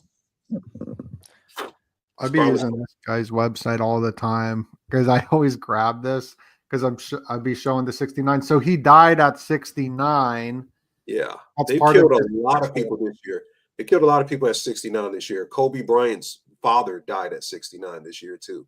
Well, also 96, which is the same thing, 69, 96. Tony Bennett, 96. Someone else just recently passed at 96. They did. It was Kennedy, Robert F. Kennedy's matriarch mother died at 96. The Queen died. Did she die at 96? Yes, 69 and 96. And I'll be right back. Continue. Tell us more about this art. I mean, this is interesting. Yeah, I'm always looking at this symbol. It is a mystery. I mean, I think there's some firmament information to the flat earthers. There's something they're revealing about the firmament as well. I don't really get into that whole, flat Earth stuff. I just believe we live in a realm. What the shape is, it doesn't matter. But the gates of man is known where the souls passes between the heavens to earth. The constellation was associated with the myth of Hercules and the crab and the beehive cluster. You get it? The beehive cluster. And he's Candyman, with the whole bees. They always connect this stuff, man. That's all I'm saying, you know. So I'm reading up on the beehive cluster here.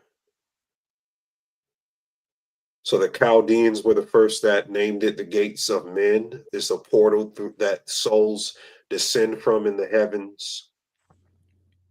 And the beehive cluster is located at the center of Cancer. Now, Kobe Bryant's father died in the Cancer season at 69. That would be interesting to find how many days they died apart. I know there's some type of correlation there if you look it up, but The very first name, or one of the first names that the Illuminati was workshopping, was the Order of the Bees. That was what they were originally going to call themselves, but there was, I think, too much crossover with Masonry at that point. They were trying to do something more specific. wow, yeah, I've read up on the Order of the Bees. Also, he has a hook in Candyman. Somebody mentioned that. That's Saturn too. Anytime you see that hook, that's Saturn again. So they look like they're doing a lot of Saturnian rituals. Somebody says Saturn is now in Aquarius. That could be another reason why. Well, Biden, baby biter, he is portraying Saturn as well when he's biting the babies. That's the symbol of Saturn, and he's Scorpio. Yeah, I remember that. Yeah. Kronos. He's Kronos, the vampire. And but so I think you're definitely right about this is an astrological ritual, and I think it's connected to this upcoming November 15th full moon. So the new moon, they sacrificed Peanut the squirrel, and you know what they say? They come for the squirrels, then they come for everyone else. Yeah, first they came for the squirrels, and I said nothing. Yeah, at first they came for the squirrels, and I said nothing. And they sacrificed the squirrel on No Nut November on top of all that, but it's all connected to the Scorpio, the ruler. And Peanut the squirrel's owners had an OnlyFans. Exactly. Yeah. You can't go on his OnlyFans if you're into that, because No Nut November. So and he's always posing with his legs open too, showing. So there's a symbology with that. Even the 69 is there's symbology too. With eggs. What's up with the zombie star? Because I really hate to leave Neil deGrasse Tyson on the line here. Like he's is he still there? Yeah, no. What's up, Neil? Hold on, let me make sure you can hear NASA's us. tracking a zombie star that may soon appear in the sky. We're also going to be having a huge meteor shower on 322. I believe. Yep. That happens every 33 years, so that's going to be a big one. Neil, Mr. Tyson, are you there? Yes, you imbecile. I am here. What is going on? We're first of all, lose the attitude, dude. Second of all, can you tell us about this zombie star that's soon to appear in the night sky? What is a zombie star, Mr. Tyson? American. A zombie star refers to the stellar corpse of a deceased massive star. These stars have exhausted their nuclear fuel and are now in their final stages, called white dwarfs. However, they can still exhibit signs of activity, such as flaring and releasing energy, appearing like a zombie star. Wow, that's incredible. Now, Mr. Tyson, what would I tell you if, sorry, I'm just so excited. It's amazing. You don't get to talk to a celebrity of your magnitude every day. What would you say to me if I told you that space was fake and homosexual? The old conspiracy theory about space being fake is a prime example of human ignorance. Space and the universe exist, and to suggest otherwise is to deny basic scientific facts. And as for the accusation that space is somehow homosexual, it's just a ridiculous and non-political subject. Don't waste. Oh my God. This is so All right, hilarious. Wow,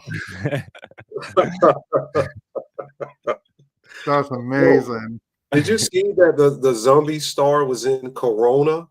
I saw that. Yeah. Wow, that is crazy, man. They but not do no weird stuff. Oh, they will. Yeah, they will. Look now at that. T2. Now we have T2. Who knows what's going to happen? Right. We got T2, T part 2. Terminator 2. back vengeance. And what? Like, doesn't Terminator go back in time?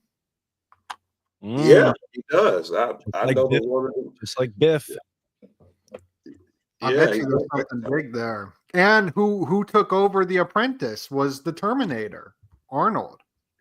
Whoa. Oh my God. Stop didn't- Did he really? Arnold took over The Apprentice? Yeah, Yeah. screw your freedom. we could probably talk to Arnold right now. We Yeah, should- hit him up.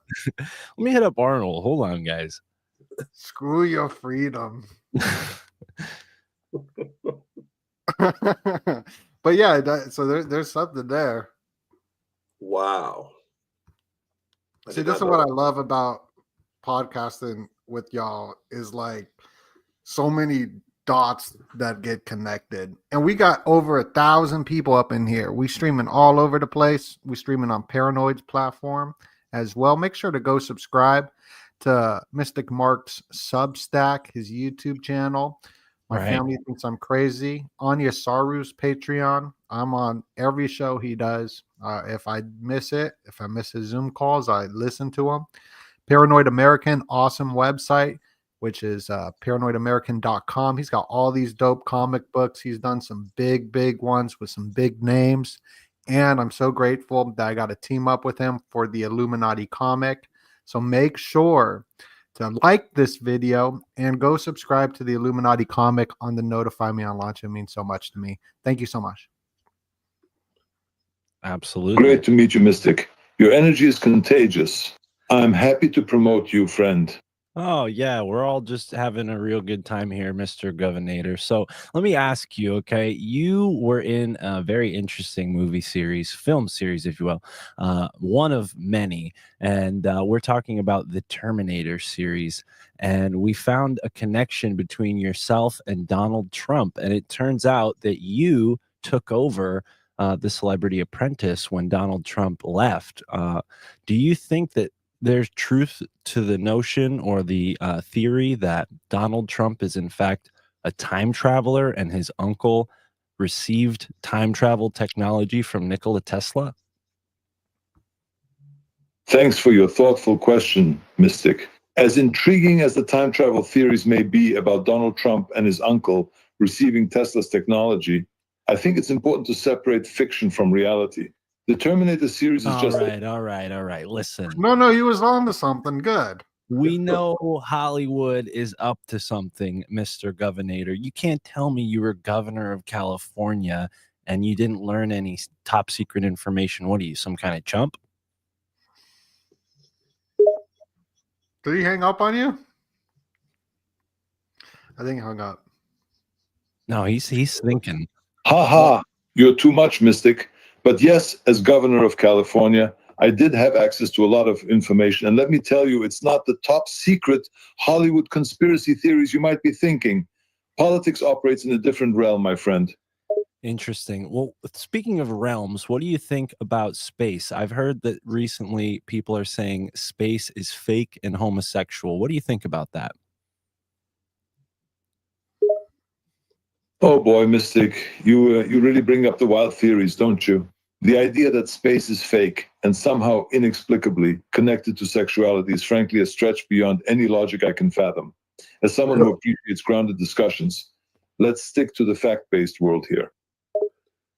All right, he's no fun, but No, yeah. but he's got some good points. How insane? How insane is this that we could just call up Neil deGrasse Tyson or Arnold Schwarzenegger? This is 2024, folks. This is Elon Musk's technology here we're using. Thomas, Right. have you ever done this before? Do you know what I'm doing right now? Yeah, I mean, Yeah, you've got a Mason in the room, so of course you've got connections to all these high-ranking people within seconds. That's just normal life for me. So it's cool that it's sort of novel for you now, but you'll get used to it over time. It wears off after like the first year. All right, big dog. Okay. Yep. Okay. Yeah. I'm the new guy. You're right. Anyways, yeah, who else do you guys want to talk to? I don't know. There's so many connections we have now that we're in touch with Jimmy Kimmel's lodge. Well, yeah. Jimmy Kimmel's. I did a video, filmed that. There's a lot of symbolism nobody broke down. Like there's a whole Ishtar gate where the Ishtar gate used to be, going straight to the Disney stuff. Yeah, out there in Hollywood. So here's some news. I'm just look if there's anything. Well, I got just a random quick news. Yeah. But if we can pull up the monkey counter, we've got 1 out of the 43 monkeys has been recovered. Oh, So, or maybe if we don't have a monkey counter yet, we should have one. So every night we can pull it up and show how many of the 43 monkeys we've found so far. So right now, 1. Wasn't there okay, so the escape monkey story, this is South Carolina, but wasn't there like right before the pandemic an escaped monkey story in Pennsylvania?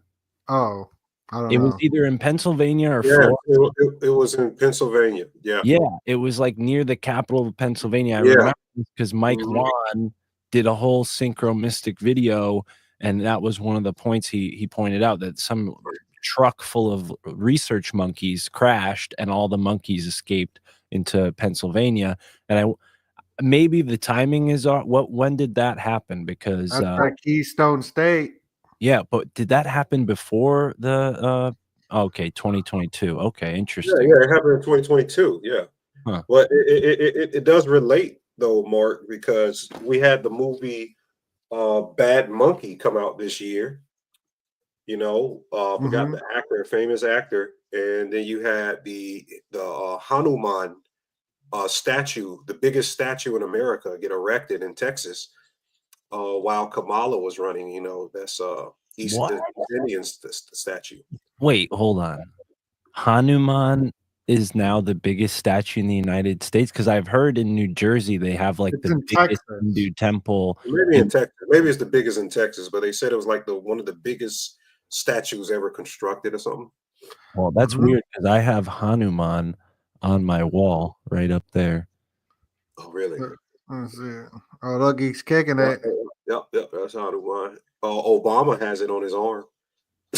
I got that at like some weird tchotchke shop when I was a kid, and I've just always had it on my wall.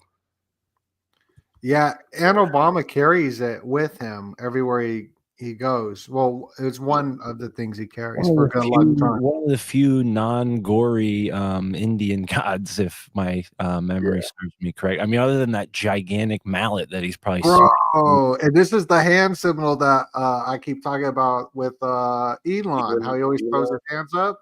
Yeah. Huh. Yeah. That's it. Look, Peanut the squirrel. Look, Peanut the squirrel. Bro, he's right there. Where He's the hell everywhere did he come now. from? How did we not? Why is Peanut? Because that's not accidental. The squirrel must be a part of the Hanuman symbolism somehow.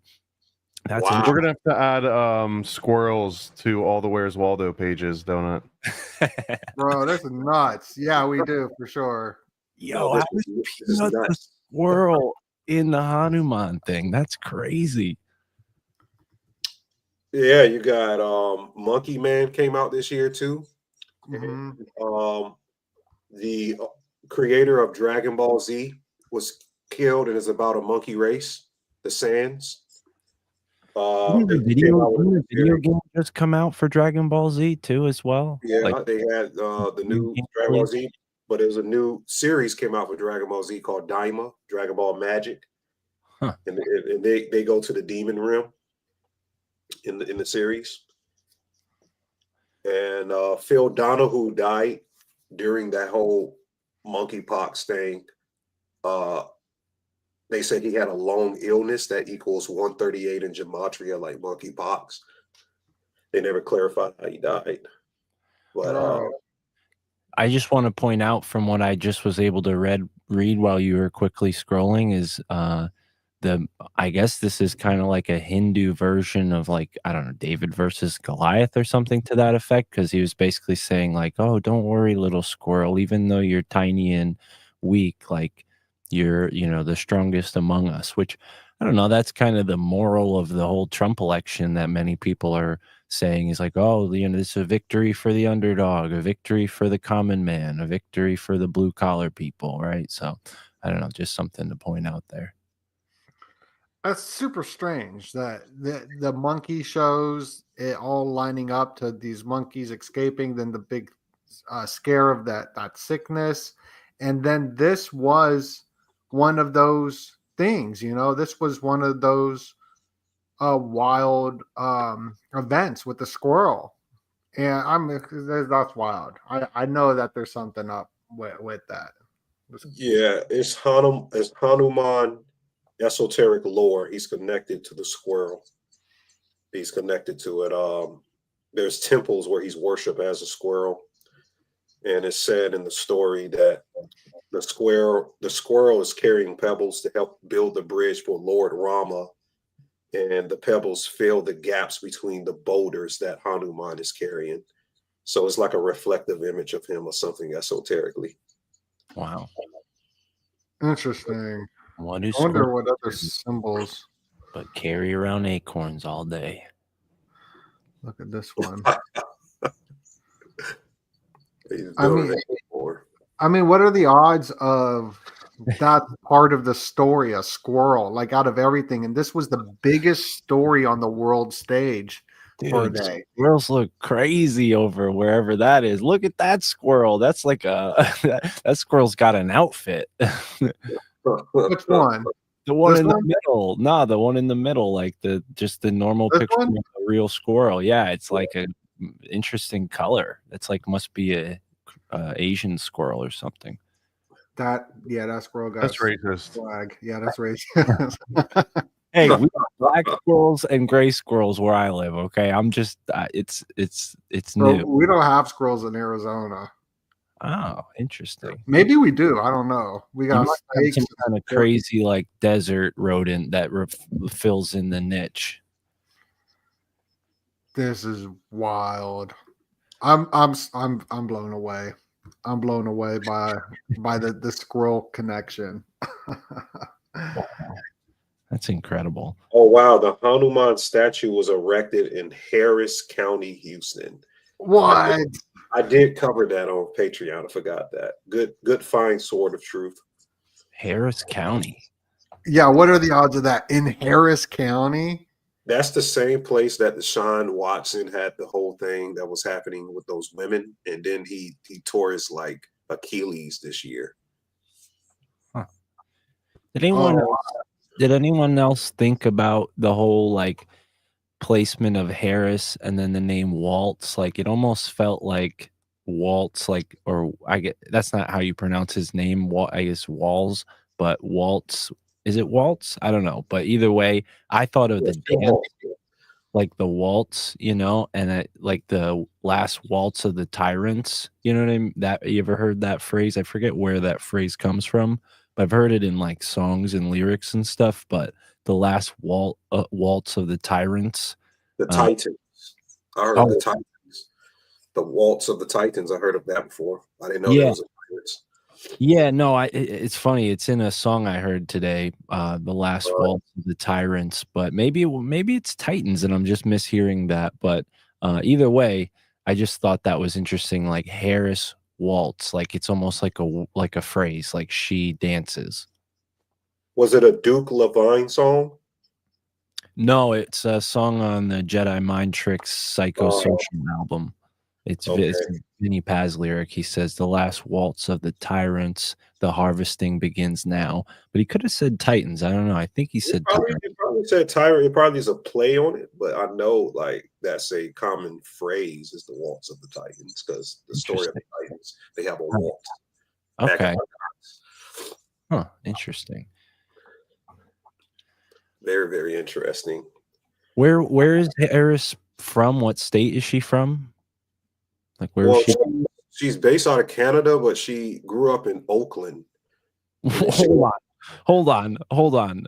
She's based out of Canada and she's running for president of America. Right. She moved from Canada and she went to Oakland and then she went to DC to go to school at Howard the same year as Diddy was there, by the way. Then she graduated and became the prosecutor for San Francisco. She must have been born in the United States, even though she lived sometime in born in Oakland, California, but she lived sometime in Canada. Yeah, she lived in Canada. That's what I meant. Okay, interesting. I thought you meant like she had a home in Canada and like she was running for office like from Canada. That would have been No. She spent a significant amount of time in Canada, from what I read. But she's based out of Oakland. Well, Oakland definitely has some connotation, just like etymologically speaking. You know, oak trees have a esoteric significance. The land of the oak, maybe like a grove, Bohemian Grove. It's the Oak Land. Right. It's the Elon land. Was that what Elon means? Oak? Yeah, oak tree. Interesting. Yeah, and it's San Francisco, right? Speaking of Skull and Bones, they're in the Elm City, so I've always kind of thought about like that in like oak, elm, like these are in the world of Celtic mythology. Each tree has its own like esoteric significance. It's not just Celtic. And look, even I bet you that's an oak tree. Well, I mean, there probably is an oak tree. I mean, it's called Oakland. I just never put that together. That's wild. And like Hollywood, right? The holly tree and all that. Yeah, that's crazy. What you were saying about these Celtic esoteric trees, Mark? Well, I think the original notion is that the Celtic language, each character also represents a different species of tree, and the story is that the language was born out of the trees. Like each note that you use as a vowel or a consonant or whatever comes from a tree. So there's like a whole language of trees in the Celtic mythology. And then if you go deeper, like each tree has different symbolic qualities, and trees play roles in different stories. It's never an accident. Like when Isaac Newton was sitting under an apple tree, like there's an esoteric significance to that. Or George Washington cut down a cherry tree, right? Isn't that a George Washington thing? So there's a ton of different little tree, anecdotes that are part of major stories. And the thought is that the trees not only have the major, more common trees will have like a planetary association as well. Like elm trees are associated with Saturn, which is another reason why, I talk about in my Skull and Bones research that New Haven has this Saturnian energy because its nickname is the Elm City. And there's a ton of elm trees, which again resonate with Saturn according to this worldview. But I say Celtic, that's just where it's been specialized. It's a shamanic idea. All different cultures have lore depending on what biome they're in. There are different trees, but like if you go to African stories, the baobab tree, the acacia tree, like these are more local to Africa, so those trees take on a significance. Further north you go, obviously like evergreen trees and everything surrounding Christmas, the Yule tree. I mean, that goes into the whole Middle Eastern stuff with like the juniper trees there. So yeah, trees, I mean, hiding in plain sight. Again, another, you what's the phrase? You can't take the forest for the trees or something like that. Well, sometimes you got to see the forest through the trees. Yeah, something like that. I don't know the phrase off the top of my head, but yeah. A lot of stuff with trees. You know what else is interesting? Speaking of Oakland, with the Super Bowl this year, it was in Las Vegas, but the team that is in Las Vegas used to be in Oakland. The Oakland Raiders. Raiders, Oakland Raiders. Yeah. But look at this: the Raiders Stadium was where the Super Bowl was, and the Oakland back when Kamala was born, or not when Kamala, when Taylor Swift was born, because she was connected to the Super Bowl. She was born 1,312 weeks from Kamala, and her birthday is 12/13, which is weird. But the Oakland Athletics in 1989, when Taylor Swift was born, beat the San Francisco Giants in the World Series. And it's weird because the Oakland Athletics used to be located where Kansas City was when they were the Kansas City Athletics prior. So that same year, you had a Kansas City team when Taylor Swift was born win out of Oakland. And Kamala's from Oakland. She's born similarly in the weeks from Taylor Swift's birthday. And then you had the Kansas City Chiefs actually win the Super Bowl this year. So there is a relationship there. Wow. And these are rituals on the world stage. More people are watching this than any time in human history on their television. You know what I mean? Like that's not a little thing. That's like a huge when it comes to sports. Right. One eye symbolism with the Raider. Yeah, the one in the skull and bone, sort of with the skull and bones. X. And their stadium is called the Death Star. Right. Vegas Stadium.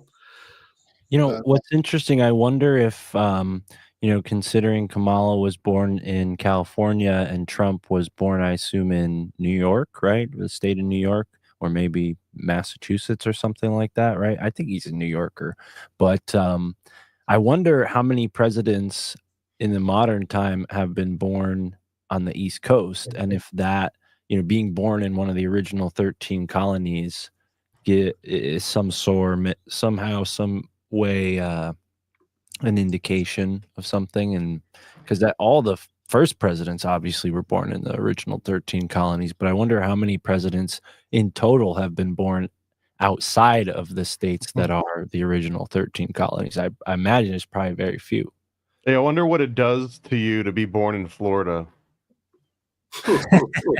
not a high prospect for presidents born in Florida. The allegiance symbol, I guess that's the even the Bushes who pretended to be Texans were all born in Connecticut. Yeah, Kitty Bunkport, wasn't that where some of the Bushes came from? Yeah, they might also be from Maine too, but no, they were in New Haven, Connecticut. I'm pretty sure Junior was born in Connecticut as well. Nothing ever happens in Maine. I always wonder what's going on in Except Maine. for Stephen, what's the guy? The Stephen King. Yeah, Stephen King novels are created in Maine.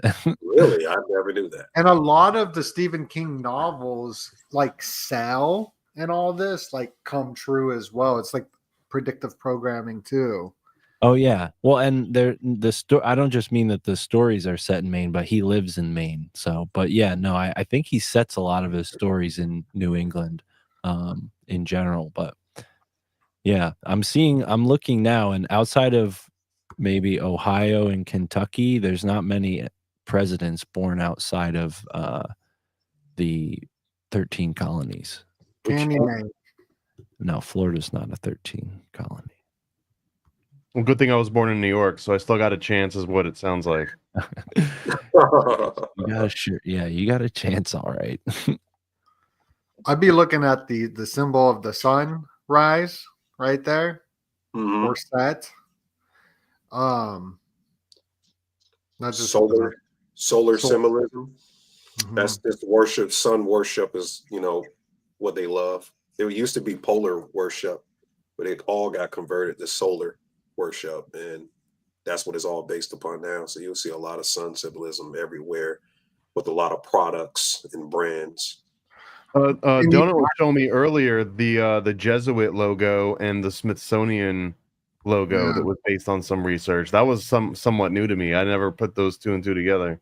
They're the same? So this is Cynthia Chung's work. So shout out to Cynthia. She's incredible author. But she was breaking down on her Substack that the Smithsonian logo is the Jesuit logo just cut in half. There's 16, and the Jesuits have the 32. Her information is incredible with symbolism. The last president born in California was, and the only president born in California, was Nixon. It's never been any other president from California. But Interesting. yeah. Well, I'm glad to do this with y'all. I don't want to keep you don't want to keep y'all all night here because I could listen to everybody talk all night. Where can people find everybody? I got everyone's links down below. I'll add Mark's isn't in there yet, but Paranoid, what's going on? Tell us where to find you and what to look out for. I mean, paranoidamerican.com, Paranoid American on all the social media, on X, and especially definitely go and follow me on X where it's just Paranoid America, because in 2 days I'm going to be doing a live interview with David Icke.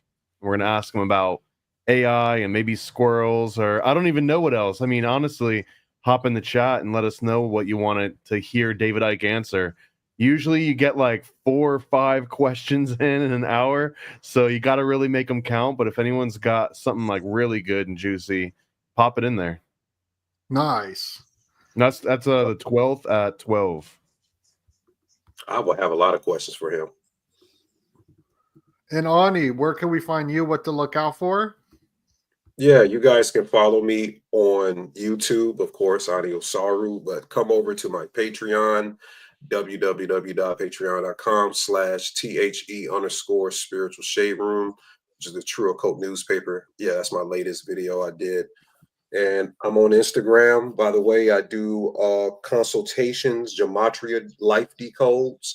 I've been doing that, and that's been having me real busy. I got a lot of emails, but I've been helping a lot of people in their Vedic astrological sidereal chart and doing gematria decodes on their names, the streets they grew up on, and just connecting all of these things to cardology, to the tarot, to all of these other aspects. That's been really, really helping a lot of people. So I enjoy doing it. And thanks for having me on. Oh, for sure. Thank you. I got those links down below. And Mark, Mystic Mark. Thanks for having me, Ani. I just sent you a message on Instagram, so let's link up and do a podcast. I'd love to have you on the My Family Thinks I'm Crazy podcast that folks can listen to wherever you listen to podcasts or YouTube. And speaking of, I saw somebody commented something about the hurricanes. I just had a guest on a few weeks ago about that, and I'm having a guest on, or just had a guest on. This episode will be coming out soon. About that as well from another person who was affected by the recent storms. We get into some of the things that the media isn't talking about. I've been trying to nurture my YouTube channel back to life with those 3 videos. Before that, I think the last video I posted was like a while ago. Yep. And I went live. So I haven't really been active on my YouTube channel. I got a strike like a year ago. So I was just like, you know what? Let me cool off on YouTube for a bit. And despite that, my channel's been growing. So go over there. I'm going to be posting a lot more at My Family Thinks I'm Crazy here on YouTube and on Instagram, and then on X, MFTIC podcast, where I just went, what do you call it? Official or whatever. I have the blue check mark now. So I'm going to be posting videos there as well. If you like finding stuff on X, go for me there. And now that I have all of these celebrity contacts, I'm probably going to be including them on the podcast somehow moving forward. So have fun with that, folks. I'll be posting some very interesting reels. I was interrogating both Steven Seagal, Bill Cosby, and Elon Musk last night. So maybe some of that will make its way out into the world. But anyways, thank you, Donut. Thank you, Thomas and Ani. This has been a real treat. Oh, Likewise. for sure. Yeah. Thank you all. I appreciate all y'all and everybody.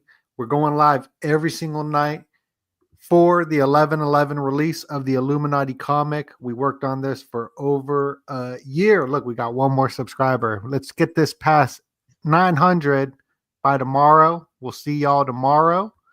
Much love and God bless you. Peace.